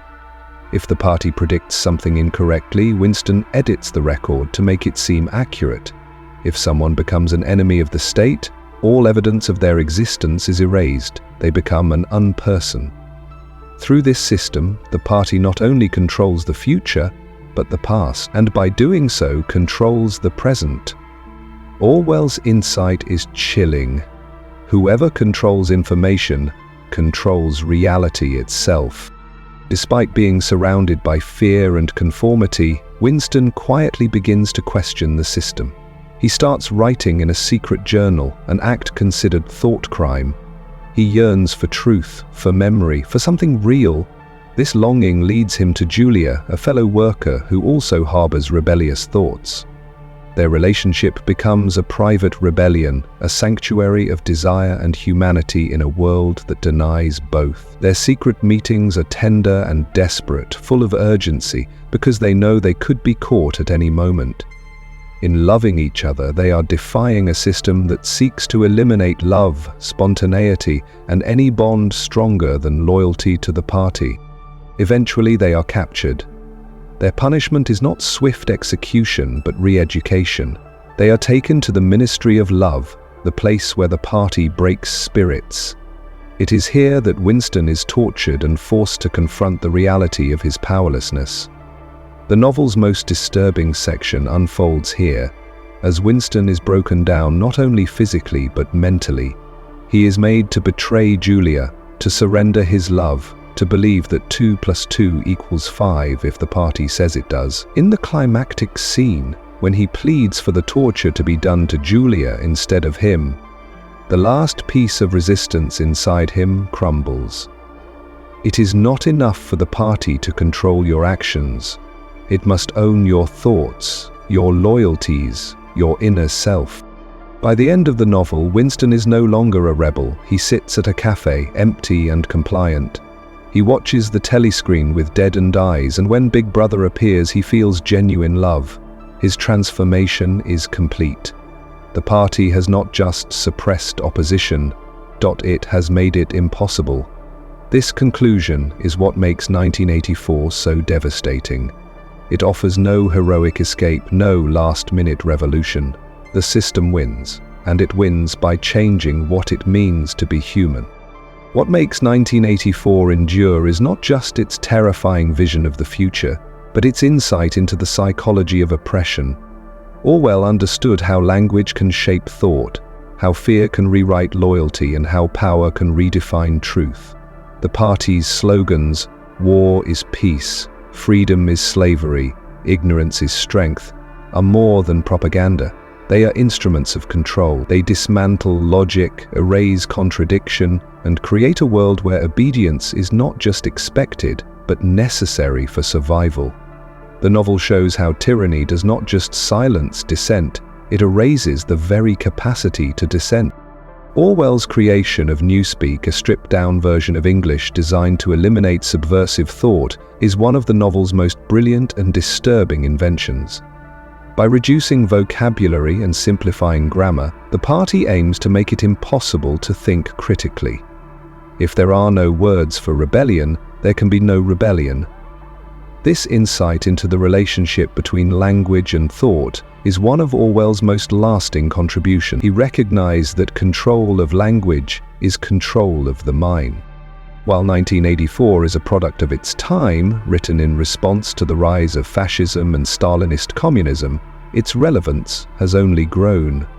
In the modern age, with the rise of mass surveillance, targeted misinformation, and political doublespeak, Orwell's vision feels less like fiction and more like a warning. The technologies of control have become more subtle, more pervasive. Social media algorithms, deepfake videos, and constant connectivity all raise questions about how truth is defined and who controls the narrative. The party's absolute authority may not yet exist, but the mechanisms for soft control are already in place. Yet 1984 is not a call to despair, it is a call to vigilance. Orwell does not present resistance as futile because he wants to extinguish hope, but because he wants to provoke awareness. The power of the novel lies in its ability to awaken the reader, to make us see how easily freedom can be lost, how willingly truth can be surrendered, and how necessary it is to defend the spaces where individuality, memory, and meaning can still survive. In the end, 1984 is a novel about the soul. It asks what it means to remain human in a world that seeks to redefine humanity. It shows how power can shape not just behavior, but thought itself. And it dares to ask whether love, memory, and truth can survive in a system that denies them all. Orwell's message is not that all is lost, but that nothing is guaranteed. Freedom is fragile, truth is vulnerable, and the battle to protect them must be fought not once, but over and over again. Harper Lee's To Kill a Mockingbird, first published in 1960, is more than just a novel. It is a tender and quietly powerful exploration of morality, race, and growing up in a world marked by deep divisions. Set in the fictional town of Maycomb, Alabama, during the Great Depression, the story is narrated through the eyes of a young girl named Jean Louise Scout Finch. What begins as a child's account of small-town life gradually unfolds into a profound reflection on justice, empathy, and the complexities of human nature. With grace and simplicity, Harper Lee delivers a story that continues to resonate across generations, urging readers to see beyond prejudice and to recognize the quiet strength of integrity. At the heart of the novel is Atticus Finch, Scout's father, a lawyer, a widower, and a man of quiet dignity and unwavering principle. When he is appointed to defend Tom Robinson, a black man falsely accused of raping a white woman, Mayella Ewell, Atticus accepts the task, knowing full well that he and his family will face scorn, threats, and isolation. But Atticus does not measure his decisions by popularity or safety. He believes in the law, in fairness, and in the idea that all people deserve a fair trial, no matter how stacked the system is against them. His moral compass becomes the guiding light of the novel, not because he wins, but because he refuses to bend. Scout and her older brother Jem observe this trial and its aftermath from the tender, confused perspective of childhood. Much of the power of the novel comes from this contrast. The innocence of children grappling with the harsh realities of a society steeped in racism, hypocrisy, and fear. Scout, outspoken and curious, doesn't understand why people hate others based on skin color. Jem, idealistic and proud of his father, struggles with the crushing weight of injustice when the jury convicts Tom despite overwhelming evidence of his innocence. The verdict is not just a blow to Tom, it is a wound that shakes the children's belief in the fairness of the adult world. Tom Robinson's fate is a tragedy not only because of the miscarriage of justice, but because it exposes how deeply ingrained racism is in the legal and social structures of the time. He is a kind, hard-working man, clearly innocent, and yet his word is worth less than that of his white accusers. Even after his conviction, Tom is offered no real chance at life or redemption. He is killed trying to escape, another life cut short by a system that sees him as disposable. Lee does not write with anger, but with quiet devastation. She shows the cost of hate without ever resorting to preaching.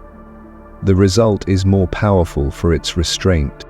Parallel to the courtroom drama is the story of Boo Radley, the mysterious recluse who lives down the street from the Finches. The children are both terrified and fascinated by Boo, building stories around him, daring one another to approach his house, imagining him as a ghostly figure of folklore. But as the novel unfolds, Boo's presence shifts. He leaves small gifts for the children in a knothole, sews Jem's torn pants, and ultimately saves their lives when they are attacked by Bob Ewell, Mayella's father. In the end, Boo is revealed not as a monster but as a gentle, watchful guardian to another innocent misunderstood by a society quick to judge what it does not understand. The connection between Tom Robinson and Boo Radley is not accidental. Both are symbols of the mockingbird, a central metaphor in the novel.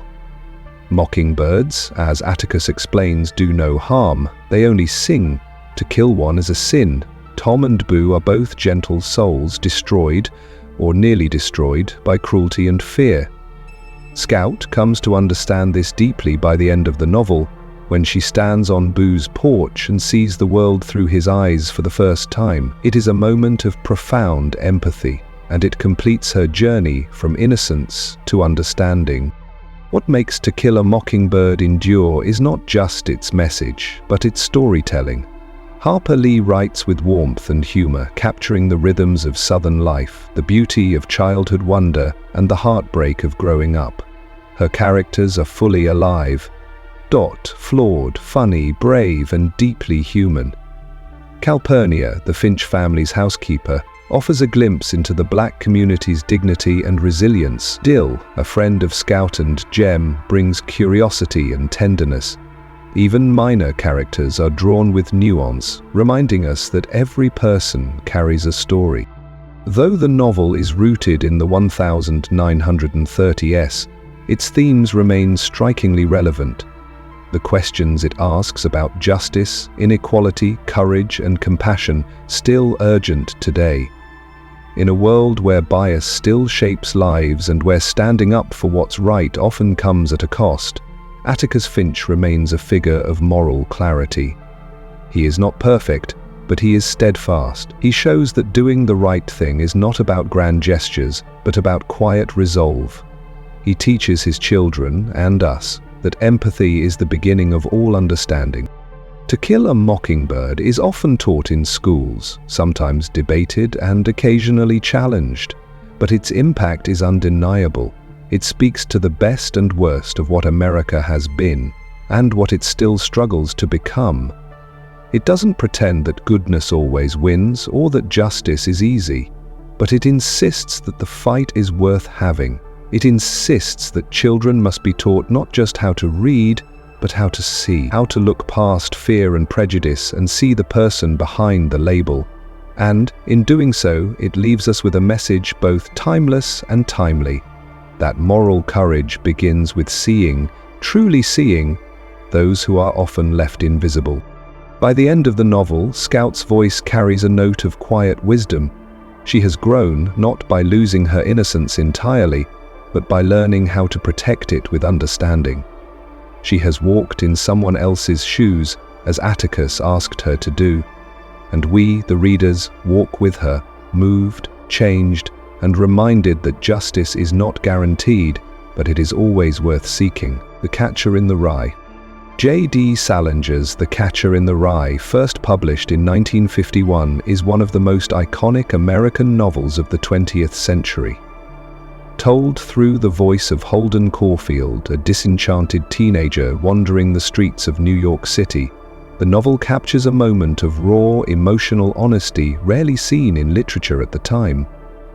It is a story not of grand events, but of quiet disillusionment, a journey through grief, confusion, and resistance to a world that feels overwhelmingly fake. In Holden, Salinger created a narrator who speaks directly, often sarcastically, often bitterly, but always with a kind of aching vulnerability. His story is less about what happens to him and more about how it feels to exist when the world no longer makes sense. Holden is 17 years old, recently expelled from Pensy Prep, one of several elite schools he has attended and left. He is drifting, not just physically but emotionally and spiritually.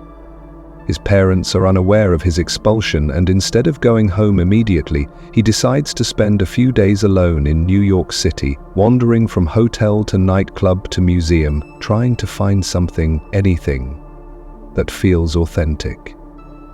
Over the course of the novel, Holden encounters a cast of characters, teachers, strangers, old girlfriends, nuns, and cab drivers, but none seem to penetrate the deep loneliness he carries.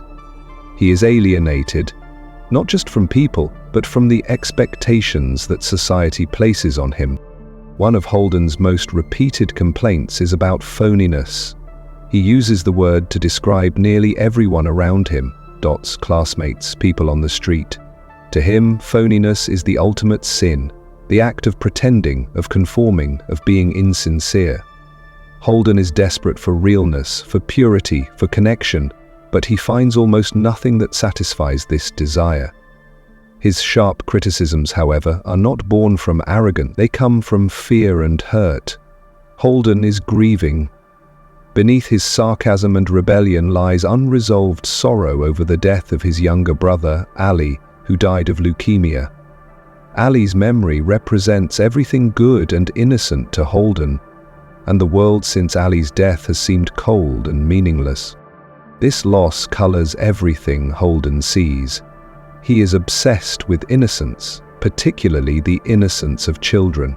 His love for his younger sister, Phoebe, is perhaps the only consistently joyful part of his life.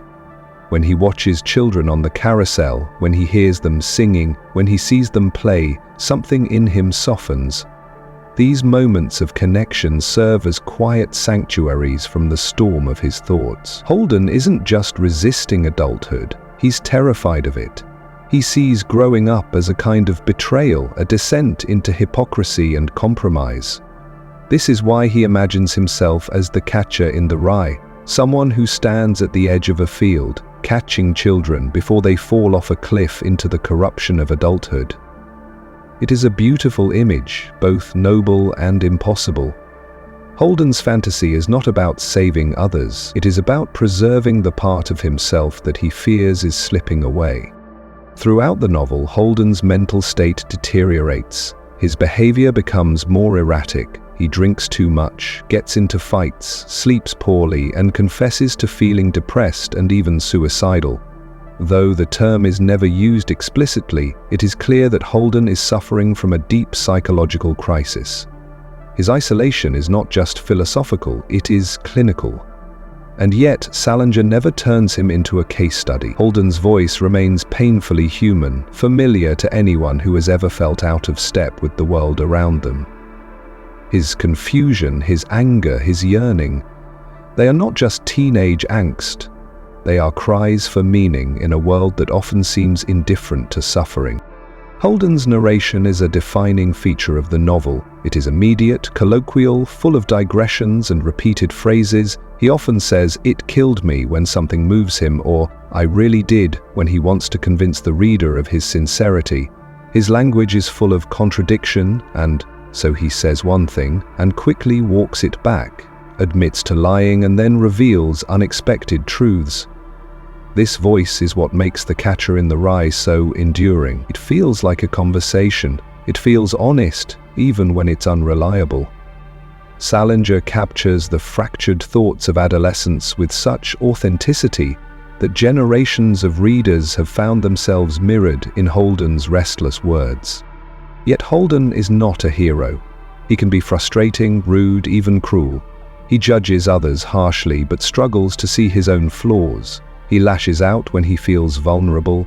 He hurts people who try to help him. But these imperfections are what make him so real. He is not an idealized rebel. He is a boy in pain, trying to make sense of a world that keeps slipping out of reach. His rebellion is not political or performative. It is personal. It is the rebellion of someone who feels everything too much and cannot figure out what to do with it. The novel ends not with resolution, but with a quiet moment of reflection. Holden is speaking from a mental institution, having suffered a breakdown. He talks about missing people, even the ones he criticized. He acknowledges without fanfare that telling his story has helped him feel a little better. There's no grand transformation, no dramatic recovery, just a hint that healing may be possible. And in that subtle shift, Salinger offers something rare, a glimpse of hope without simplification, a sense that pain can be survived, even if it can't be explained. The Catcher in the Rye remains a landmark in literature because it doesn't offer easy answers. It doesn't preach or resolve the contradictions it raises. Instead, it honors the confusion of youth, the ache of grief, and the desire to find something real in a world full of masks. Holden Caulfield's journey is not about conquering the world, about learning, slowly and painfully, that vulnerability is not weakness, that connection is still possible, and that even in our most alienated moments, we are never truly alone. Fahrenheit 451. Ray Bradbury's Fahrenheit 451, published in 1953, is a searing vision of a future where books are burned, ideas are feared, and the freedom to think has become a threat to social stability. Set in a dystopian society that has willingly traded knowledge for comfort and truth for distraction, the novel explores the devastating consequences of censorship, the loss of critical thinking, and the numbing effects of mass media. But beneath its warnings lies a tender and urgent plea to remember the value of literature, to guard the right to question, and to never underestimate the quiet, transformative power of the human mind. The protagonist, Guy Montag, is a fireman, but not the kind who puts out fires. In this future, firemen start fires. Their job is to burn books which have been outlawed because they provoke thought, disagreement, and complexity. Society has decided that in order to keep people happy and safe, it must eliminate anything that might upset or challenge them. Books, with their conflicting ideas and uncomfortable truths, are seen as dangerous. Television screens stretch across entire walls, feeding people constant stimulation and empty entertainment. In this world, silence is suspicious, and solitude is subversive. At the beginning of the novel, Montag is a dutiful servant of the system. He burns books without question and believes in the simplicity of the order around him. But everything begins to change when he meets Clarice McClellan, a 17-year-old girl who walks in the rain, asks questions, and notices the small things in life. Clarice is a spark, gentle, curious, and free-thinking.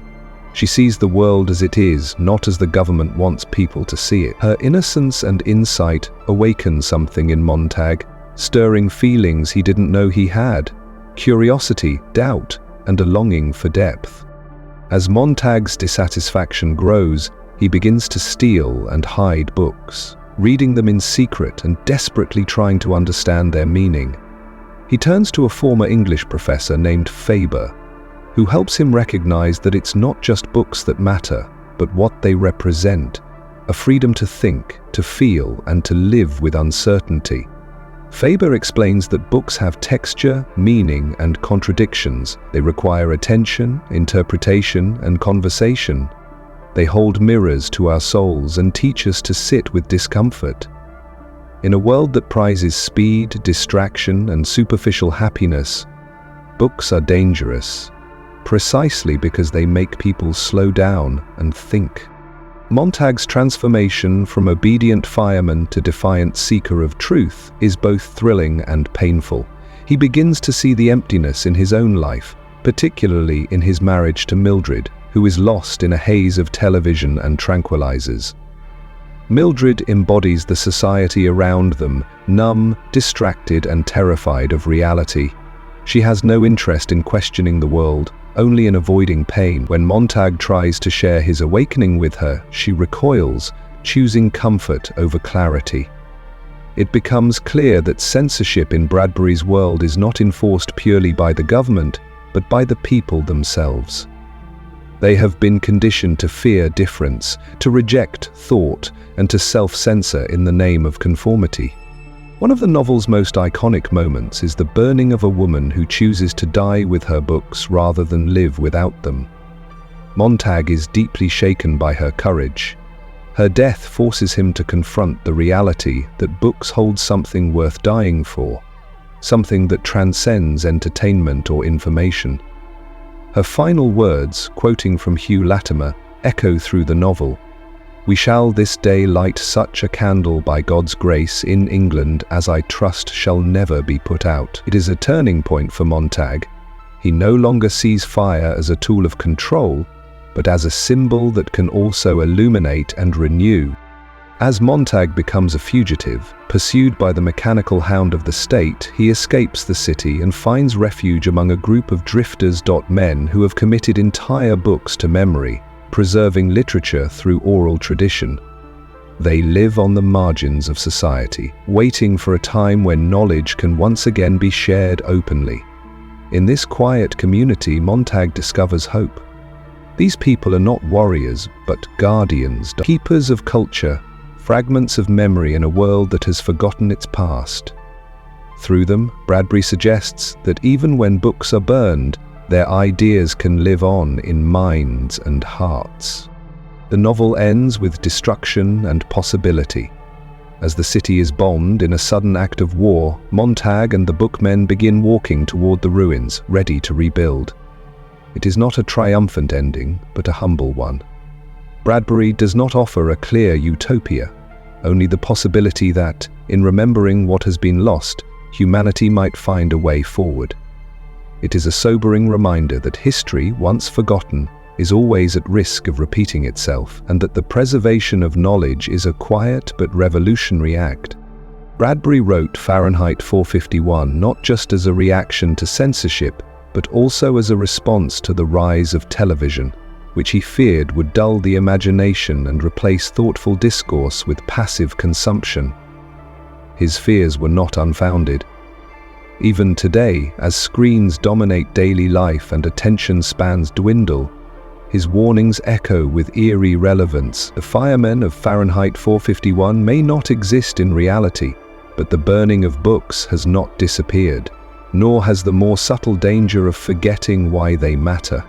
What makes Fahrenheit 451 timeless is its emotional truth. It is not just a critique of censorship, but a meditation on what it means to be alive.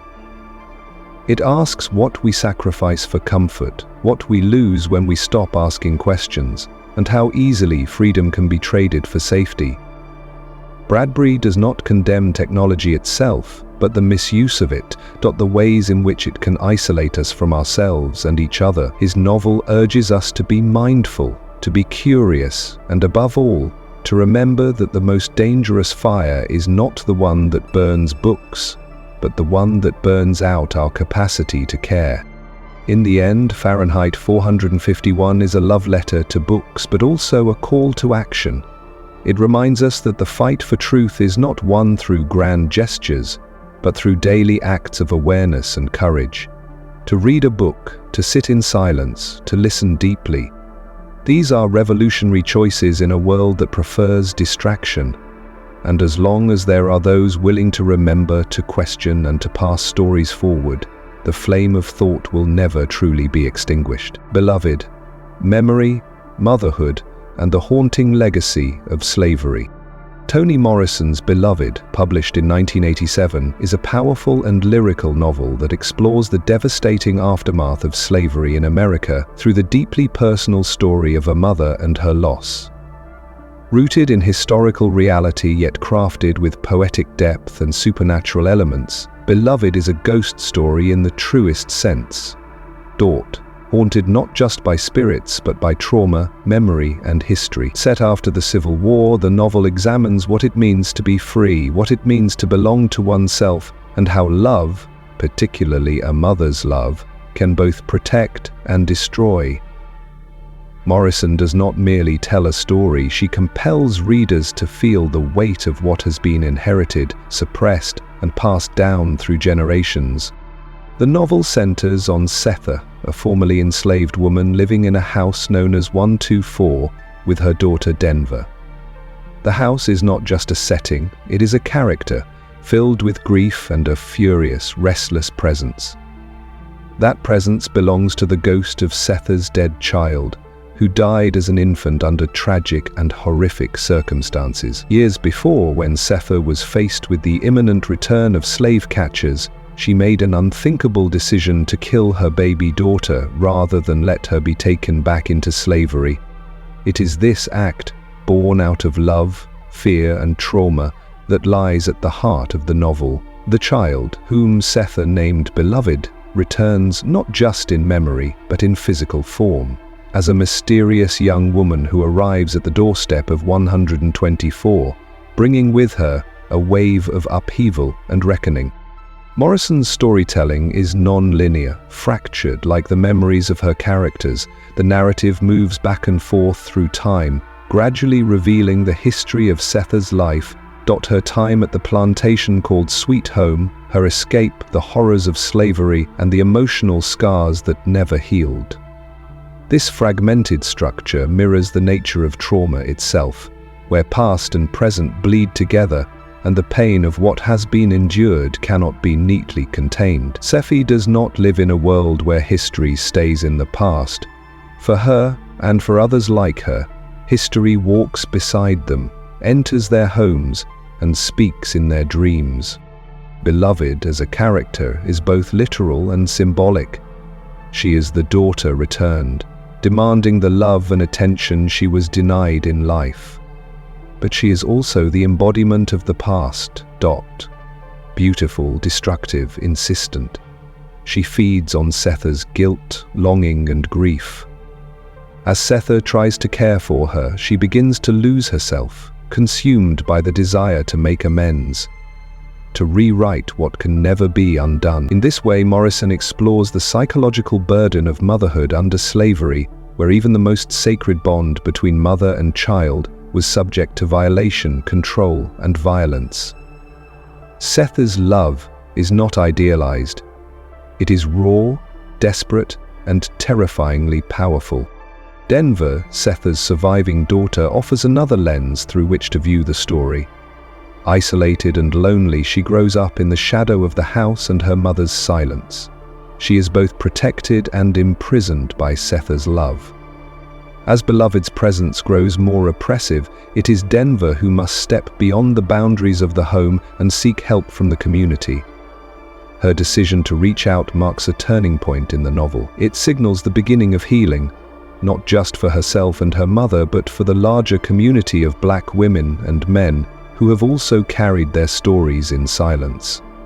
In this act, Morrison reminds us that healing cannot happen in isolation. It requires witnesses, memory, and shared courage. One of the most striking themes in Beloved is the reclamation of identity. Slavery attempted to erase the self, to turn people into property, to sever them from family, language, and history. Setha and the others who have survived slavery must now learn how to claim themselves again, to remember not only the pain, but also the humanity that was denied to them. Morrison gives voice to those who were silenced, and in doing so she restores their names, their agency, and their stories. The novel is filled with deeply personal recollections, inner monologues, and spiritual moments that reveal the interior lives of its characters in breathtaking detail. Morrison's language is poetic, layered, and rhythmic. Her prose often reads like music, filled with repetition, lyrical imagery, and a deep emotional cadence. She weaves together folklore, memory, spirituality, and historical fact, creating a narrative that feels timeless and immediate. Her writing demands attention, patience, and openness. Beloved does not offer easy answers or simple morality. It asks readers to sit with discomfort, to enter the lives of those who live through unthinkable suffering, and to recognize the generational echoes of that pain. The role of community in Beloved is subtle but profound. While Setha is isolated for much of the novel, both by her trauma and by the judgment of others, the final act of the story brings the women of the town together in an act of spiritual resistance. They come to exorcise the ghost, not with violence, but with prayer, presence, and song. It is a collective moment of witnessing and solidarity, and it marks a crucial step toward release. Through this scene, Morrison shows that the act of remembering together, of sharing burdens and reclaiming voice, can be a source of strength and liberation. Beloved is not just a novel about slavery, it is a novel about memory, survival, and the cost of choosing to love in a world that tried to make love impossible. It honors those whose stories were lost, whose pain was never acknowledged, and whose humanity was denied. Morrison does not sanitize the horror. Nor does she leave her characters in despair. Instead, she gives them the full weight of complexity. They are wounded, yes, but they are also resilient. They carry ghosts, but they also carry the capacity to begin again. By the end of the novel, Beloved has vanished, but her presence lingers. She is forgotten by some, remembered by others, but never entirely gone. This ambiguity is deliberate. Morrison suggests that trauma may fade, but it never truly disappears. It lives on in memory, in community, in the stories we tell and the silences we break. Beloved is not a story of closure. It is a story of reckoning, and in that reckoning, it finds a kind of grace of mice and men. John Steinbeck's Of Mice and Men, first published in 1937, is a short novel that resonates with enduring emotional power. Set during the Great Depression, it tells the story of two displaced ranch workers, George Milton and Lenny Small, who travel together through the California landscape in search of jobs, stability, and a dream that always seems just out of reach. Steinbeck's portrayal of these two men, bound by a deep yet complicated friendship, explores themes of isolation, longing, vulnerability, and the cruel indifference of the world around them. In just a few pages, Steinbeck creates a universe in which the hope for something better is both a sustaining force and a painful illusion. At the heart of the novel is the bond between George and Lenny. George is small, wiry, and sharp. Lenny is large, physically powerful, but mentally disabled, with the emotional simplicity of a child. Together, they form a partnership that is rare in the world they inhabit. Most itinerant workers are alone, drifting from place to place with no lasting connections. But George and Lenny are different. They travel together, look out for each other, and share a vision of owning a piece of land where they can be their own bosses. It is a modest dream, just a little house, a few acres, and, for Lenny, the chance to tend rabbits. Yet it represents something much greater: safety, belonging, and a future shaped by their own hands.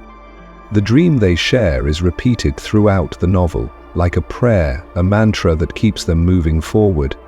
For George, it may be partly a fantasy, but for Lenny, it is real and immediate. His innocence makes the dream feel closer, more tangible, and perhaps that is what keeps George from abandoning it entirely. But even as they speak of freedom and independence, they remain trapped in a world that offers little mercy. The ranch where they find work is filled with other characters who reflect the same hunger for connection and the same ache of loneliness.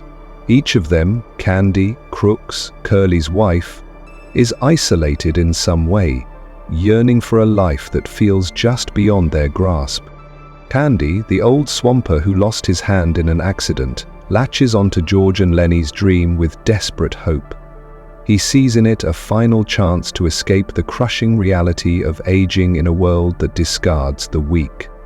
Crooks, the black stable hand who lives apart from the others in the barn, allows himself, just briefly, to believe in the possibility of inclusion. But his guarded skepticism quickly returns. He knows too well the weight of exclusion, the cruelty of hope raised and then dashed. Even Curly's wife, often viewed as a troublemaker, is revealed to be lonely and misunderstood, a young woman trapped in a life of unfulfilled promise and dismissive judgment. Her dreams of being in the movies, of escaping her small, limited world, mirror the dreams of the men around her. All of them carry silent sorrows, quietly hoping for something more. Lenny, with his childlike love of soft things and his uncontrollable strength, represents both purity and danger. He means no harm, but his inability to understand his own power leads to tragedy. From the dead mouse in his pocket to the puppy he accidentally kills, Lenny is constantly crossing the fragile line between affection and destruction. His actions are not malicious, but they are catastrophic, and when he accidentally kills Curly's wife while trying to quiet her panic, the dream he shares with George crumbles irreversibly. In that moment, the possibility of escape, of peace, of something better, is lost. The final scene of the novel is one of the most heartbreaking in American literature. George finds Lenny hiding by the riverbank, as they had planned if anything went wrong. Lenny is frightened, confused, and still clinging to the hope of their shared dream. George, knowing that Lenny will be hunted and killed by a vengeful mob, makes an impossible decision.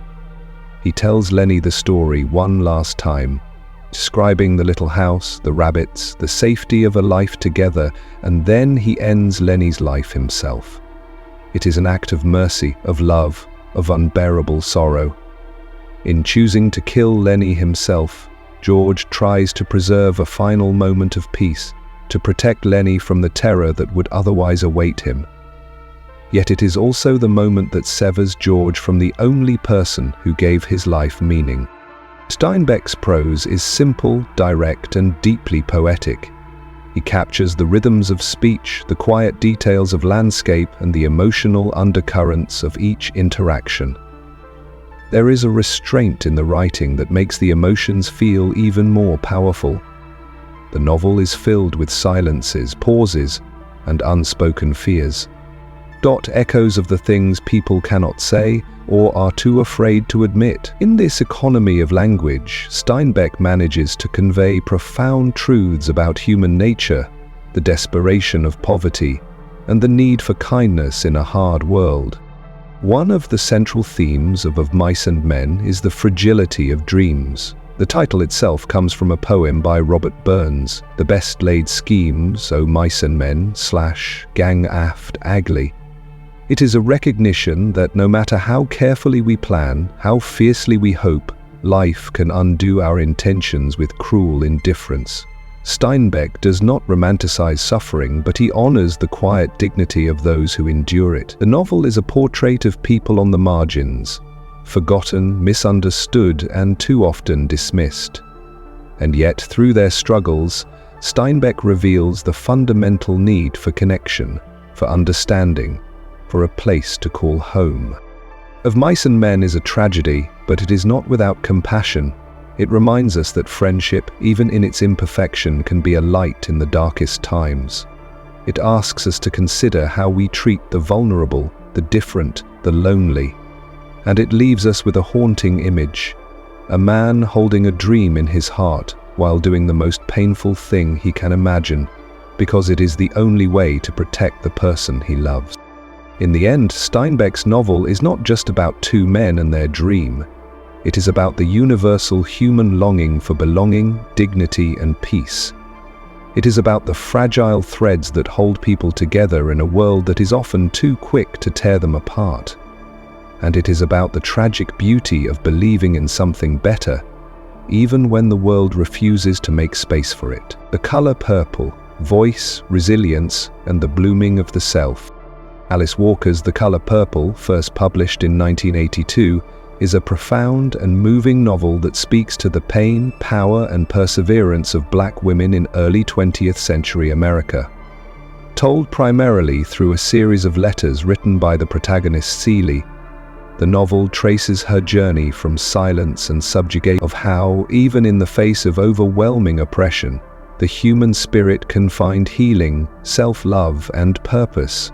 The Color Purple is not just a novel about suffering, it is a novel about survival, sisterhood, and the quiet, blooming dignity that rises out of the deepest wounds. The story begins with Celie as a 14-year-old girl writing letters to God. These letters are filled with pain, confusion, and isolation. She has been abused by the man she believes is her father, silenced by fear, and taught to believe that she is worthless. Her words are simple and broken, mirroring her perception of herself. But they are also brave. In choosing to write even when no one is listening, Celie takes the first step toward reclaiming her voice. Writing becomes her lifeline, a private act of resistance and reflection in a world that refuses to see her. Celie's early life is shaped by relentless abuse, both physical and emotional. She is forced into a marriage with a cruel man she calls Mr., who treats her as a servant and denies her any affection or respect. In this environment, love is absent and survival becomes her only goal. She endures not because she believes in hope, but because she does not yet know there is another way. Her sense of self is so buried beneath years of oppression that she cannot imagine herself as worthy of happiness. Yet even in this bleakness, small moments of connection begin to form, the seeds of transformation quietly planted. One of the most powerful forces in Celie's awakening is the arrival of Shug Avery, a glamorous and independent blues singer who has a history with Mr. Shug is everything Celie is not: confident, sensual, outspoken. At first, Celie is in awe of her. Then, slowly their relationship deepens into something more intimate and profound. Shug becomes the first person to truly see Celie, to affirm her beauty, her worth, her potential. Their bond is complex, evolving from friendship to romance, and through it, Celie begins to experience affection and self-regard for the first time. Shug teaches her that God is not a distant man in the sky, but a spirit found in nature, in beauty, in joy, and in herself. As Celie grows emotionally and spiritually, her letters shift in tone. They move from being addressed to God to being written directly to her sister Nettie, whom she believes lost. Nettie, a missionary in Africa, offers a parallel narrative, a world outside of Celie's, filled with different forms of struggle and discovery. Nettie's letters, which Celie eventually reads after years of them being hidden by Mr., become another key to her liberation. Through Nettie's voice, Celie reconnects with family, learns the truth about her parentage, and discovers that love and care have always existed for her, even when she couldn't see it. Sisterhood is a vital theme in The Color Purple. Beyond the bond between Celie and Nettie, the novel explores the relationships between women who support, challenge, and uplift one another. Sophia, for instance, is another woman in Celie's life who refuses to be broken. Bold and defiant, Sophia is punished harshly by a society that cannot tolerate her refusal to submit. Yet her strength leaves an indelible impression on Celie. Watching Sophia endure, survive, and reclaim her life after years of degradation teaches Celie that there is power in resistance and resilience. These women, through their shared pain and solidarity, create a kind of family rooted not in blood, but in mutual recognition and support. Walker's prose is deceptively simple. The language, especially in Celie's early letters, is unpolished, marked by grammatical errors and unfiltered emotion. But this rawness is what makes the novel so intimate and compelling. It allows the reader to grow with Celie, to feel her gradual awakening in the shifts of her voice. As she gains confidence, her language evolves. Her thoughts become more expansive, more grounded in self-awareness. A transformation is not sudden. It is gradual, unfolding like a flower long pressed into the shadows. And in that slow emergence lies the novel's deep emotional impact. The title, The Color Purple, is itself a metaphor for beauty that goes unnoticed, especially by those who have been conditioned to expect pain. Shug tells Celie that God gets angry when people walk through a field and don't notice the color purple. It's a reminder that joy, beauty, and spiritual richness are not reserved for the powerful. They belong to everyone, especially those who have been denied so much. Celie's journey becomes one of learning to see the color purple in her own life, to recognize herself as someone worthy of love, peace, and creation.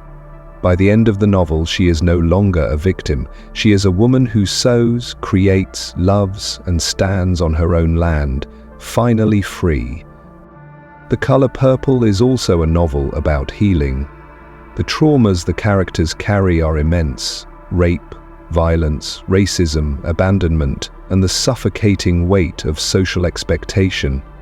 But healing is possible, not through revenge or forgetting, but through connection, expression, and the steady work of reclaiming the self. Walker does not offer easy solutions. The characters suffer and their pain is not erased, but they grow. They find ways to move forward, to forgive, to make room for new beginnings. In doing so, the novel becomes a testament to the enduring power of love. not romantic love alone, but the love between sisters, friends, and one's own soul. By the novel's end, Sally has found her voice, her community, and her peace. She no longer lives in fear or silence. Her home, once a place of pain, becomes a space of joy and reunion. Her letters, once cries into the void, now read like a hymn of gratitude. She has seen herself clearly, perhaps for the first time, and what she sees is beautiful. In that revelation, Walker delivers a powerful message that every woman, no matter how silenced, contains a universe waiting to be named, honored, and heard. The Bluest Eye. Toni Morrison's The Bluest Eye, first published in 1970, is a haunting and lyrical novel that confronts the destructive power of racialized beauty standards and the deep psychological scars left by generational trauma. Set in the early 1940s in Lorain, Ohio, the novel centers around a young black girl named Pecola Breedlove, whose desperate wish for blue eyes becomes a heartbreaking symbol of internalized racism, self-hatred, and lost innocence. Morrison's debut novel is both tender and brutal, a fearless exploration of how society can distort a child's sense of self, and how the longing to be seen, loved, and accepted can lead to unimaginable despair. At its core, The Bluest Eye is a meditation on visibility and invisibility, on the way society reflects distorted images back at those it deems unworthy. Pecola is not only neglected but actively made to feel ugly and unimportant. Her desire for blue eyes is not born out of vanity, but out of a yearning to be loved, to be safe, and to belong in a world that constantly tells her she is less. To her, blue eyes mean beauty, power, and acceptance. If she had them, she believes, people would stop treating her cruelly. Her family would be kinder, boys would like her pain would matter. Morrison reveals the tragic cost of a culture that worships whiteness and defines beauty so narrowly that it excludes the very people who need affirmation the most. Pecola's story is framed by the voices of Claudia and Frida McTeer, two sisters who live in the same neighborhood and witness her decline. Claudia, the primary narrator, offers a counterpoint to Pecola's worldview. As a child, she rejects white baby dolls and questions the idealization of blue-eyed beauty. She is defiant, curious, and instinctively protective. Her voice lends the novel a sense of innocence and honesty, even as it grapples with pain. Claudia's reflections as an adult add another layer to the story, a sorrowful understanding of what they could not stop, what they failed to see clearly until it was too late. Morrison structures the novel in a fragmented, non-linear style, mirroring the brokenness of the characters' lives.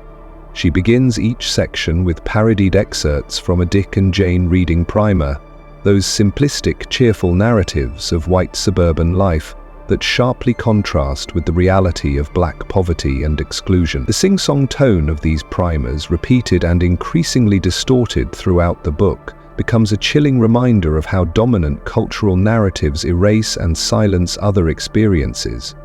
By juxtaposing this sanitized version of American life with the chaos and sorrow in Pecola's world, Morrison exposes the violence of erasure, the way that one narrative is upheld as normal while others are dismissed or deemed invisible. The Breedlove family is a central focus of the novel's emotional devastation. Pecola's home is not a place of safety but of fragmentation. Her father, Cholly, is a man broken by his own traumatic past, abandoned as a child and shaped by a lifetime of humiliation. Her mother, Pauline, has internalized the same standards of beauty and behavior that oppress her daughter. She idolizes white movie stars, withdraws from her family, and finds more satisfaction working in the home of a white family than in nurturing her own. Morrison refuses to make the Breedloves into simple villains. Instead, she renders them in complex, painful detail, showing how cruelty often stems from deep emotional wounds, and how pain, when unhealed, is passed down like inheritance. Perhaps the most harrowing moment in the novel is Pecola's rape by her father. Morrison approaches the scene not with sensationalism, but with unsettling calm and poetic distance. Charlie's act is monstrous, yet Morrison explores his inner turmoil in ways that challenge the reader to hold multiple truths. He is both victim and perpetrator. Shaped by a world that has dehumanized him from birth, this moment shatters Pekola's already fragile identity, and afterward she retreats fully into fantasy, believing that her wish for blue eyes has finally come true. It is the mind's last, desperate attempt to make sense of unbearable trauma. But the bluest eye is not just Pekola's tragedy, it is also a broader examination of how systemic racism, poverty, and cultural conditioning converge to destroy self-worth. Throughout the novel, Morrison reveals the subtle and overt ways in which black children are taught to feel inferior, from the store owner who barely acknowledges Pekola's presence, to the popular girls who mock her, to the adults who fail to protect her. The community becomes complicit in her erasure. No one actively roots for her downfall, yet few actively intervene. It is this quiet indifference, this passive acceptance of hierarchy and shame, that Morrison presents as equally damning as outright hatred. Yet even in this bleak world, Morrison finds space for moments of beauty and resistance. Claudia and Frida, though powerless to save Pekola, mourn her and honor her memory. They are not corrupted by the same self-loathing that consumes others. Their love, though small, is pure. In their refusal to forget Pekola, Morrison plants the seeds of remembrance. She reminds us that acknowledgement is the first step toward justice, that to witness suffering and say nothing is a kind of violence, but to bear witness with honesty and love is an act of reclamation.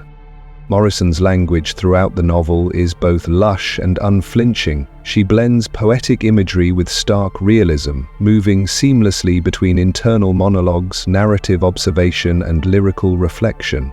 Her prose demands the reader's attention. It lingers in the mind long after the final page, not just for what it says, but for how it says it. The Bluest Eye is not a comfortable book, nor should it be. It is a necessary book one that forces confrontation with the ways in which beauty can be weaponized, childhood can be destroyed, and silence can be complicit. By the end of the novel, Pekola is completely detached from reality, living in her own isolated world where she believes she possesses the bluest eyes. This belief, while heartbreaking, becomes her only refuge. It is both a victory and a defeat, a survival mechanism that saves her from total collapse, but also seals her separation from the rest of the world. Morrison does not offer redemption, but she offers clarity. She leaves the reader with a deep sense of loss, but also with a fierce understanding of how such losses are created, and perhaps how they might one day be prevented.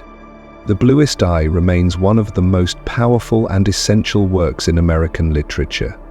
It speaks to the vulnerability of children, the cruelty of imposed ideals, and the urgent need for self-love in the face of systematic devaluation. Toni Morrison, with immense empathy and unmatched literary skill, brings to light the invisible pain carried by those who are told they are unworthy. Through Pekola's story, she challenges readers to reconsider not only how we define beauty, but how we define humanity and to whom we grant the dignity of being seen. A Clockwork Orange. Anthony Burgess's A Clockwork Orange, first published in 1962, is a provocative and unsettling novel that confronts the reader with one of the most enduring ethical dilemmas in literature. Is it better to choose evil freely than to be forced into goodness? Set in a dystopian future filled with youth violence, government control, and collapsing social values, the story follows Alex, a teenage delinquent with a passion for classical music and acts of cruelty, told in a strange and vibrant slang called Nadsat. The novel is both alienating and hypnotic, forcing the reader to navigate a linguistic maze while grappling with disturbing moral questions. Burgess's exploration of free will, identity, and state power is as relevant now as when it was written, and its contradictions are what give the novel its enduring power. The story is divided into 3 parts. In the first, we meet Alex and his gang of droods as they roam the night streets, engaging in acts of ultra-violence, beating strangers, stealing cars, and committing horrific crimes with chilling detachment. Alex narrates these events with a lyrical rhythm, blurring brutality with beauty, especially when he references his love for Beethoven and the gorgeousness of music. Burgess's decision to tell the story in Alex's voice is bold and disorienting. The Nadsat language.a blend of Russian, English, and slang immerses the reader in Alex's world and mind, creating both distance and intimacy. This narrative technique not only masks the horror of the acts described, but also reveals the complexity of Alex as a character. He is not just a monster. He is intelligent, curious, even poetic, and yet he is remorseless. Alex's capture by the authorities marks the transition into the second part of the novel, where the focus shifts from individual violence to institutional control. Sentenced to prison after a brutal crime, Alex volunteers for an experimental treatment known as the Ludovico technique, which is designed to eliminate criminal behavior by creating an intense aversion to violence. The process involves conditioning Alex to associate violent imagery with extreme physical sickness. It is, in effect, psychological torture masked as rehabilitation. When the treatment is declared a success, Alex is released back into society, now incapable of defending himself or making any moral choices. He has become, in the words of the prison chaplain, a clockwork orange, organic on the outside but mechanical on the inside. This metaphor is central to Burgess's philosophical argument. The novel does not glorify Alex's earlier behavior, but it questions the morality of stripping a person of their ability to choose. Is goodness still good if it is imposed? Can morality exist without free will? Burgess suggests that it cannot. By turning Alex into a creature who reacts rather than chooses, the state has robbed him of his humanity. The government, in its quest for order and obedience, becomes as dehumanizing as the criminals it seeks to reform.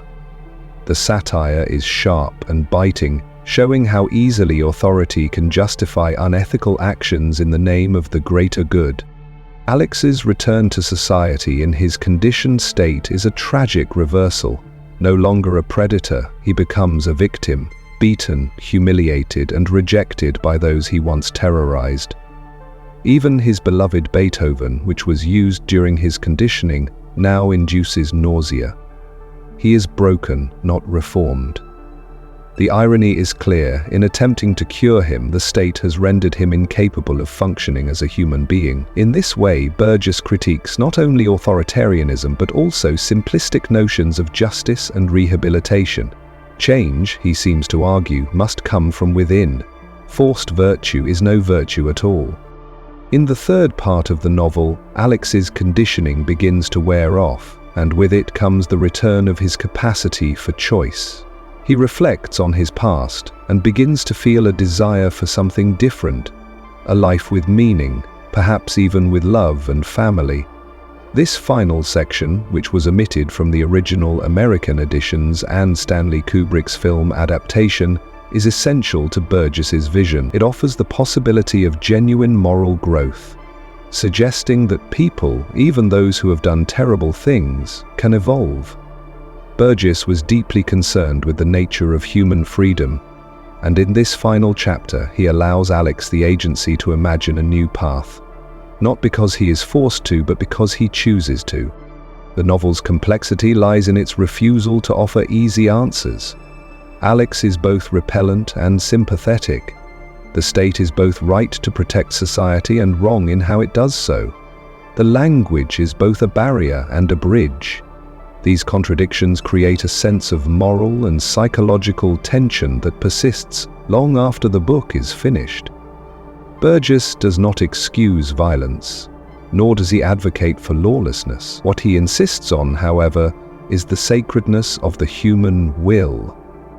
Without the ability to choose, even to choose wrongly, we cease to be human. We become mere mechanisms. Burgess's prose, while stylized through Alex's Nadsat voice, is brilliantly crafted. The invented language may challenge readers at first, but it soon becomes second nature, pulling us into the strange poetry of Alex's worldview.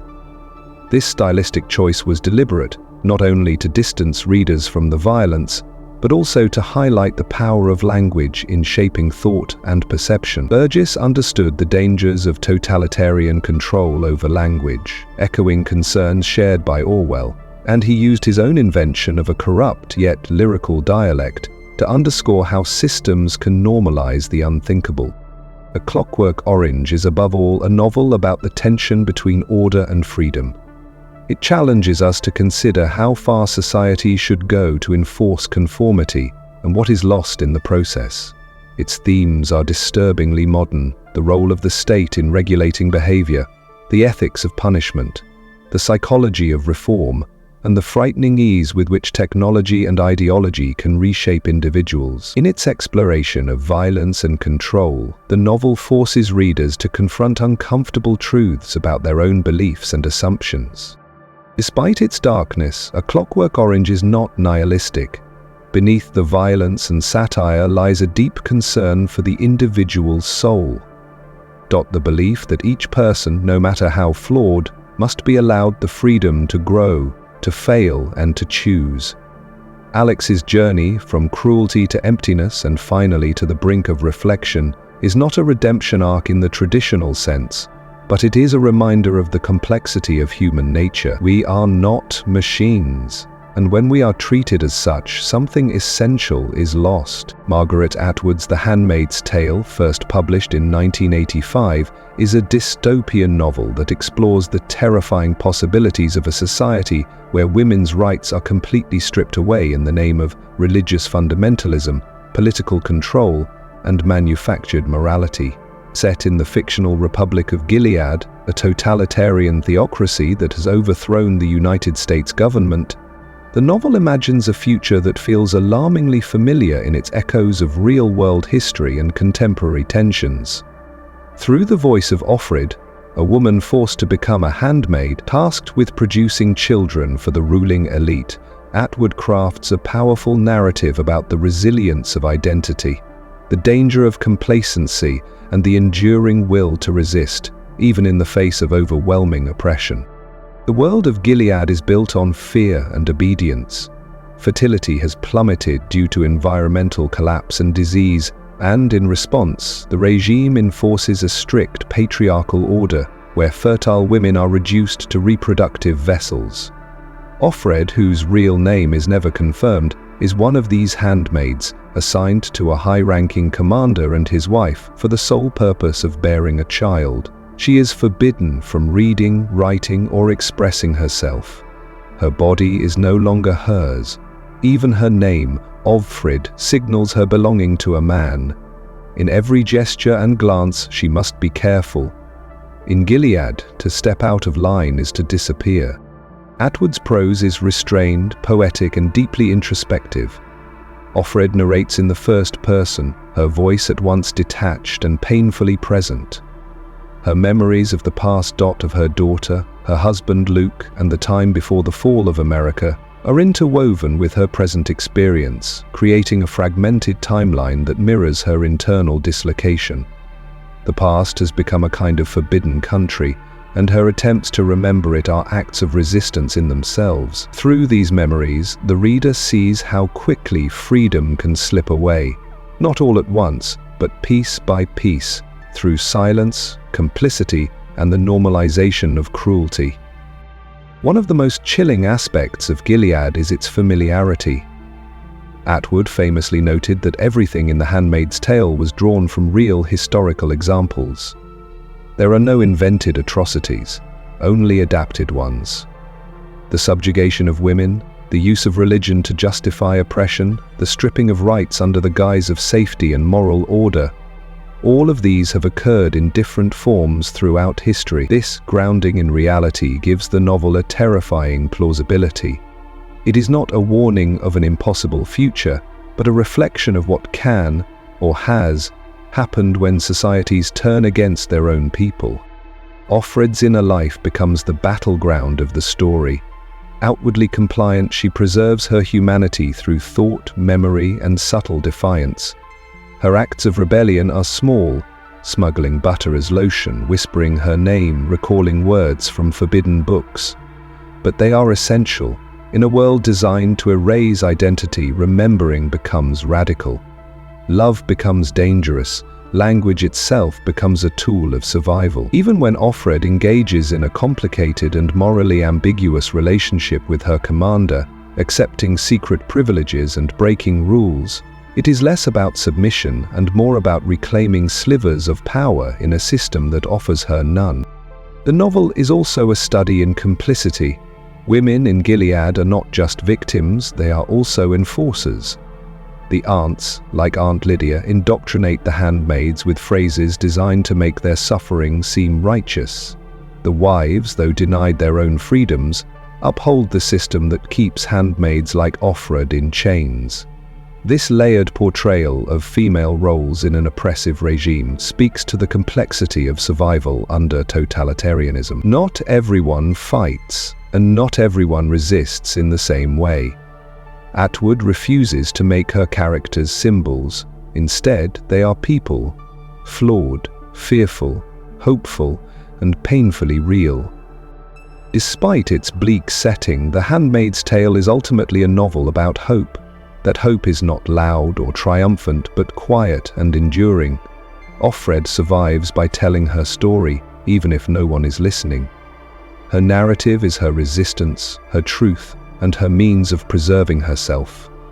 The very act of storytelling becomes revolutionary, and though we do not know her final fate with certainty, the existence of her words in the form of tapes, discovered in a future academic setting, implies that voices like hers will eventually be heard.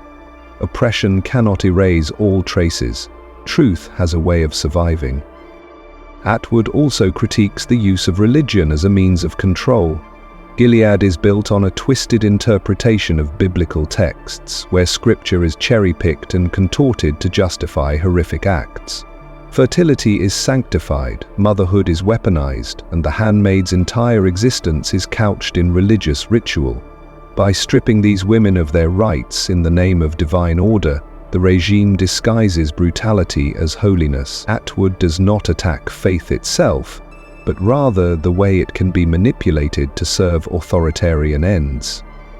In doing so, she reminds us that any ideology, when combined with unchecked power, can become a tool of tyranny. The novel's influence has only grown over time. It has inspired adaptations, academic debates, and political protest symbols.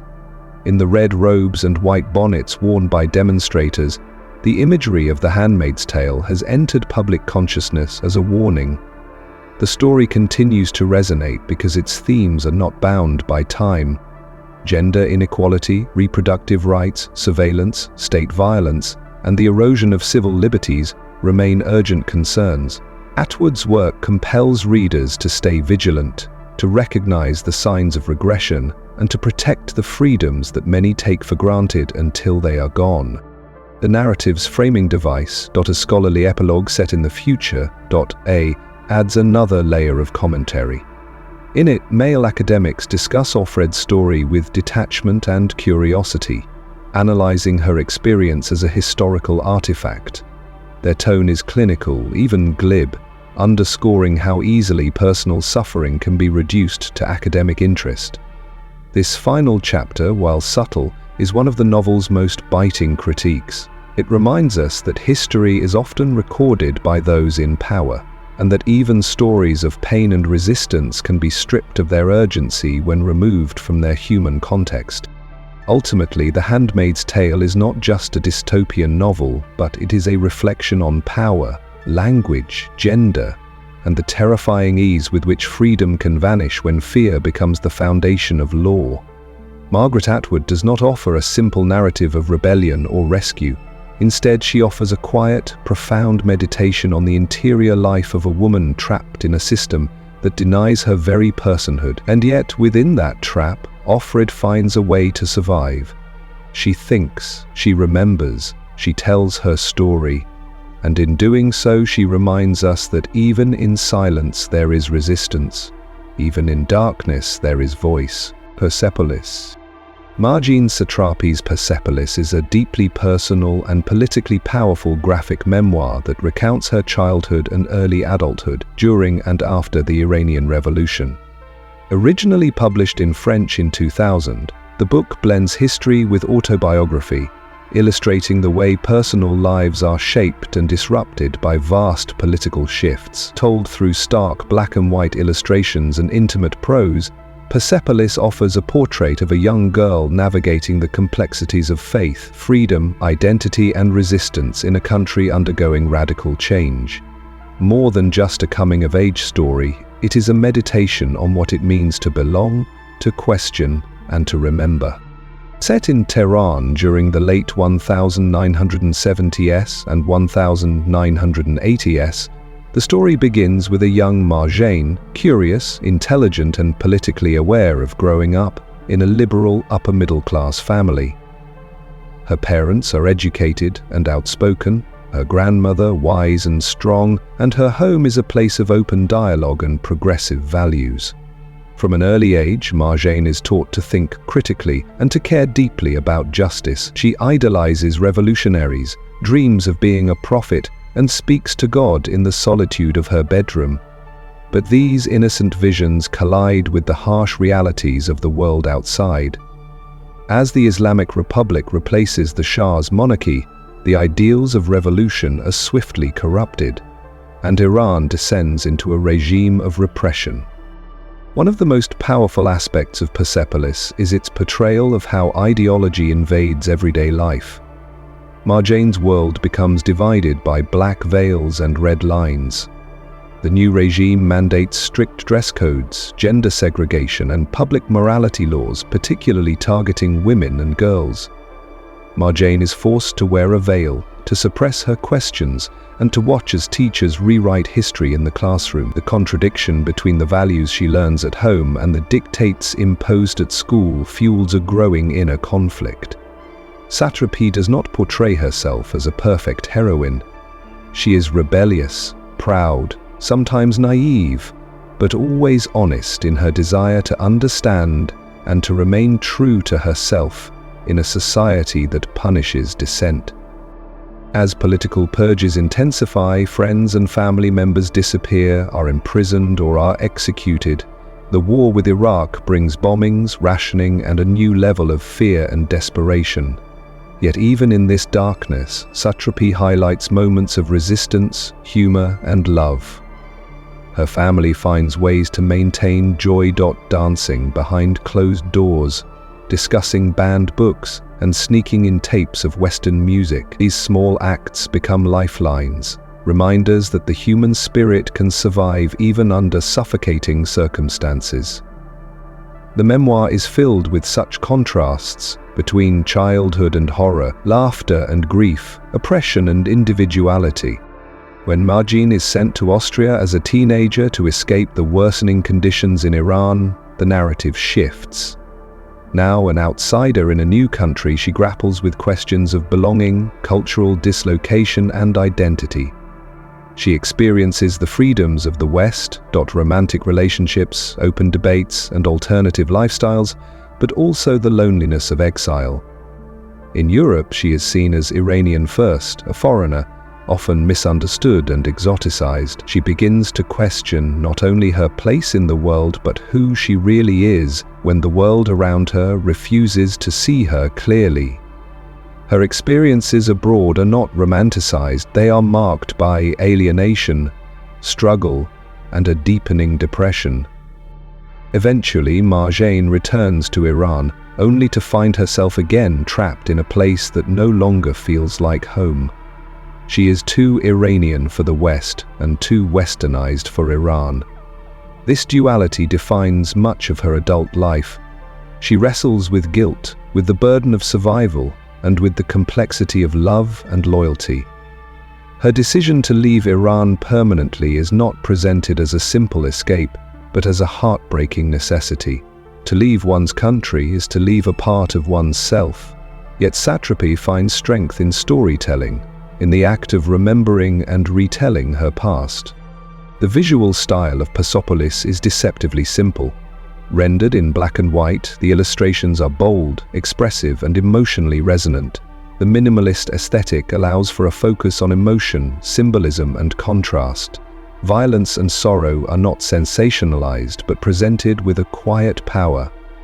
The imagery captures moments of profound intimacy and horror with equal clarity.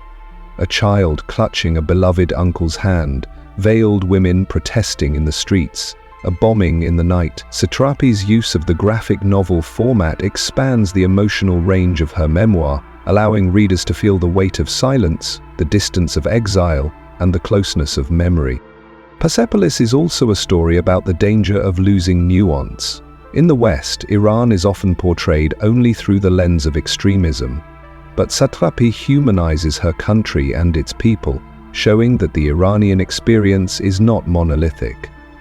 Her family is progressive, her friends are diverse in belief and background, and her own journey reflects the contradictions of life under authoritarian rule. She reminds us that behind every regime are real people, complex, conflicted, and yearning for freedom in different ways. Through her personal lens, Satrapi gives voice to a generation caught between revolution and repression, between past and future. Though the events of Persepolis are specific to a time and place, the themes it explores are universal. It speaks to the experience of growing up, of questioning authority, of forming an identity in the midst of chaos. It explores exile, nationalism, and the cost of silence. It reminds us that history is not abstract.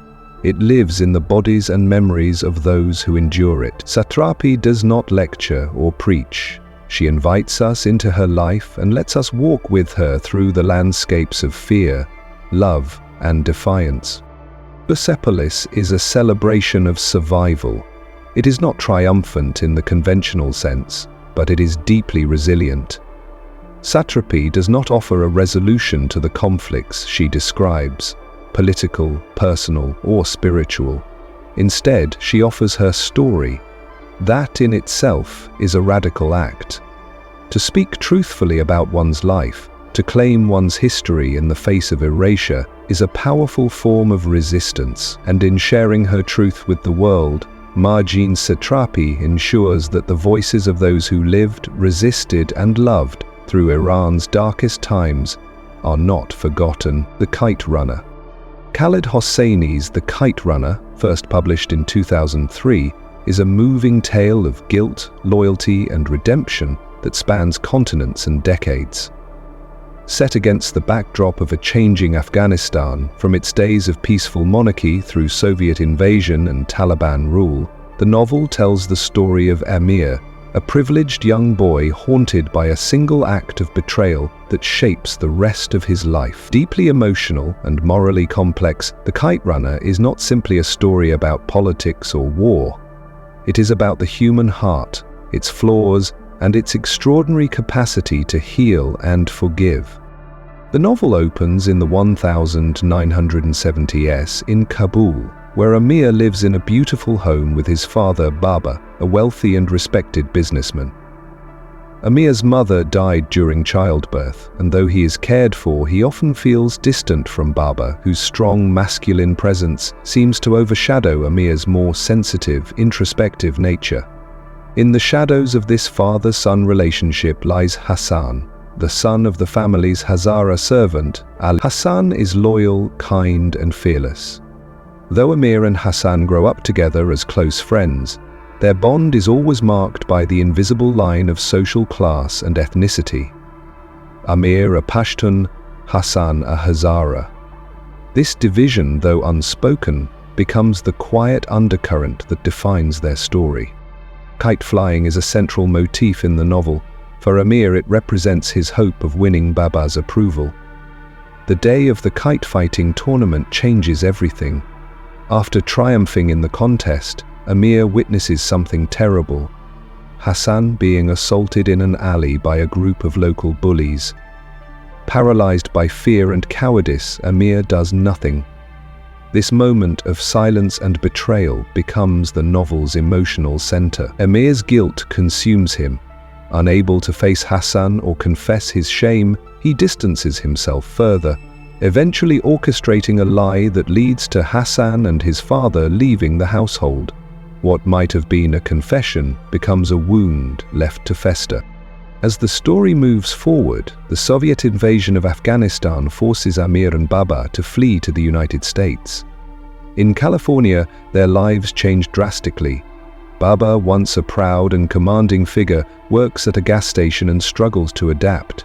Amir, on the other hand, slowly begins to rebuild his life, attending college, falling in love and becoming a writer.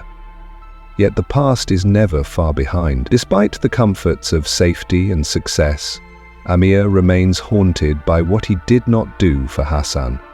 His guilt is a quiet ache that seeps into every corner of his life. The shadows of Kabul follow him across oceans.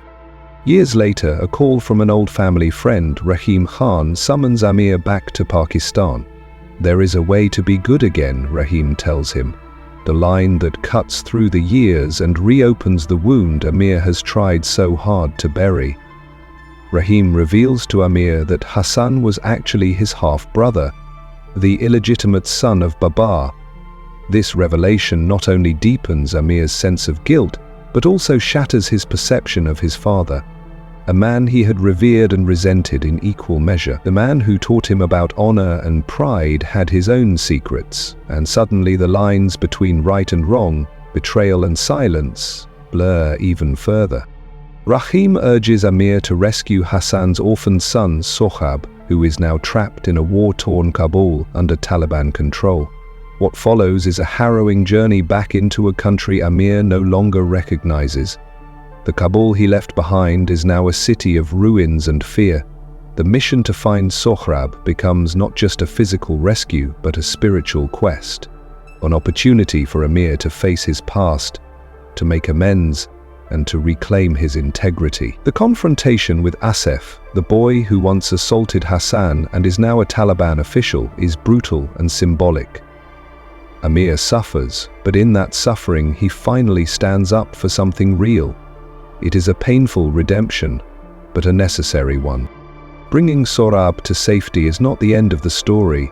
The trauma that Sohrab has endured is deep, and his silence reflects a shattered soul. Amir struggles to connect with him, to offer love in place of the unimaginable loss he's experienced. There is no quick healing, no tidy resolution. The novel resists the temptation of a perfect ending. Instead, it closes with a moment of fragile hope. Amir running a kite for Sohrab, echoing the friendship of a time long gone, whispering, "For you 1,000 times over." It is a gesture of love, of continuity, and of atonement. In that moment, Amir begins to heal. Not because the past is erased, but because it is finally faced with honesty. Hosseini's prose is clear, compassionate, and emotionally resonant. His ability to capture both the beauty and brutality of life in Afghanistan lends the novel a richness that goes beyond its plot. He does not reduce the country to its suffering, but fills it with color, memory, and culture. He portrays Kabul as a place of laughter, gardens, and history, before showing how politics and extremism devastate those very things. Through Amir's eyes, we experience both the deep bonds of childhood and the long, complicated path toward forgiveness. The Kite Runner is, at its core, a novel about the power of stories. Those we tell others and those we tell ourselves. Amir becomes a writer, in part to make sense of his past, to create order from the chaos of emotion and memory. But storytelling alone is not enough. He must live the story of redemption, endure its pain, and find truth through action. The novel reminds us that guilt, when faced with courage, can become a doorway to transformation. That love, though not always easy, can be a bridge back to wholeness. Through themes of betrayal, loss, and redemption, Hosseini crafts a narrative that speaks to the human desire for connection, the haunting weight of mistakes, and the redemptive power of courage. The Kite Runner does not shy away from the ugliness of human behavior, but it also affirms the possibility of goodness, even after great harm. It is a story that lingers, that both heartbreaking and healing, a reminder that while the past can never be undone, it can be acknowledged, and through that acknowledgement, one can begin again. Fun Home. Alison Bechdel's Fun Home, a family tragicomic, first published in 2006, is a memoir unlike any other. Told through the medium of a graphic novel, it is a meticulously constructed, emotionally intricate portrait of a daughter's relationship with her father and with herself. Through its elegant structure and layered storytelling, Fun Home weaves themes of sexuality, repression, literature, and grief into a story that is as intellectual as it is intimate. With visual clarity and literary depth, Bechdel examines not just what happened in her family, but how we remember, reconstruct, and reinterpret the past in an attempt to understand our present. Set primarily in rural Pennsylvania, the story centers around Bechdel's upbringing in a small-town funeral home. Hence the title, a play on the words fun home and funeral home. Her father, Bruce Bechdel, is a high school English teacher and part-time mortician. He is also a closeted gay man whose carefully curated life is defined by appearances, control, and a desperate adherence to aesthetic perfection. Their Gothic house, filled with antiques and painstaking restorations, becomes a visual metaphor for Bruce himself. Beautiful, elaborate, and emotionally impenetrable. As Alison grows older and begins to discover her own sexuality, her father's secrets and their unspoken tensions become the silent architecture of their relationship. Bechdel's narrative is non-linear, mirroring the fragmented way in which memory works. She revisits key events from multiple angles, layering her experiences with philosophical reflection, literary references, and visual symbolism. The memoir opens with a childhood scene of playing airplane with her father, an innocent moment that, in retrospect, is loaded with emotional weight. From the beginning, we are invited to consider the difference between what a moment feels like in real time and what it means when viewed through the lens of memory and hindsight. This method allows Bechdel to deconstruct the illusions of childhood and reveal the subtle threads of queerness, dysfunction, and longing that shaped her life. A major revelation in the memoir is Alison's coming out as a lesbian in college, followed shortly by her discovery that her father had engaged in relationships with young men. This symmetry, both father and daughter grappling with their queer identities, is central to the emotional tension of the book. But while Alison embraces her identity with honesty and growing confidence, Bruce remains trapped in denial and secrecy. The contrast between their experiences underscores the generational divide in their family, as well as the broader societal changes surrounding queerness and gender. Bechdel does not portray her father with bitterness. Instead, she approaches him with complexity and compassion, exploring the idea that his repression may have been as much a product of his time as it was of personal fear. The memoir is framed by Bruce's sudden death, struck by a truck in what Alison and others suspect may have been suicide.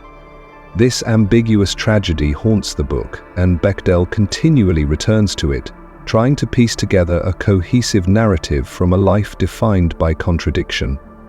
Was her father reaching out to her in those final days? Did her coming out push him closer to the edge, or offer him a sense of release? These questions remain unanswered and perhaps unanswerable, but the very act of asking them gives the book its emotional gravity. It is through this process of inquiry, of rereading, reseeing, and reimagining that Bechdel makes sense of her father's presence in her life. One of the most striking features of Fun Home is its literary texture. Bechdel weaves references to authors like James Joyce, Marcel Proust, Albert Camus, and F. Scott Fitzgerald throughout the memoir, often framing her personal experiences through their works. These intertextual elements enrich the narrative and serve as both analytical tools and emotional mirrors. For Bruce, Literature was a shield, something to hide behind and something to perform. For Alison, literature becomes a means of liberation, a way to question, to feel, and to articulate identity. The title of the memoir itself nods to literary forms and conventions, blending the tragic with the comic, the personal with the symbolic. The artwork in Fun Home is just as essential as the words. Rendered in monochrome blues and greys, the illustrations are clean, deliberate, and emotionally resonant. Bechdel's style is restrained yet expressive. The facial expressions, body language, and carefully detailed backgrounds all work in tandem with the text to convey meaning. Her panels often include reproductions of diary entries, letters, and books, blurring the line between artifact and art. This combination of image and text allows Bechdel to show how memory is both a visual and linguistic experience, how we do not simply remember in words or pictures, but in the layering of both. Fun Home is not just a story about sexuality or family, it is a story about truth, or rather about how truth is constructed, interpreted, and often obscured by time, emotion, and self-protection. Bechdel's decision to tell her story through a graphic novel allows for a kind of narrative depth that prose alone might not achieve. It becomes a visual excavation of the past, a careful unfolding of memory's puzzle. Each panel, like each sentence, is an act of discovery. Through it, Bechdel shows that storytelling is a form of survival, a way to rebuild what was lost or misunderstood, and to find meaning in the fragments left behind. The emotional core of Fun Home lies in Bechdel's attempt to connect with her father, not just in life, but through the echoes he left behind. She searches for him in photos, in books, in memories both mundane and monumental. There are no grand reconciliations, no dramatic declarations of love or understanding. Instead, there are glances, gestures, and silent exchanges filled with tension, and in revisiting their shared history, Bechdel slowly reshapes her understanding of her father, not to absolve him, but to humanize him. In doing so, she also makes peace with the parts of herself that were shaped in his shadow. By the end of Fun Home, we are left not with neat closure, but with a profound sense of connection between past and present, between father and daughter, between literature and life. Bechdel's memoir is a powerful reminder that families are built not just from shared blood, but from the stories we tell, the questions we ask, and the truths we dare to uncover. In her meticulous, moving exploration of identity and inheritance, Bechdel has crafted a work that is as intellectually rigorous as it is emotionally resonant. It is a memoir that lingers long after the final panel, inviting us to reflect on our own histories, secrets, and selves.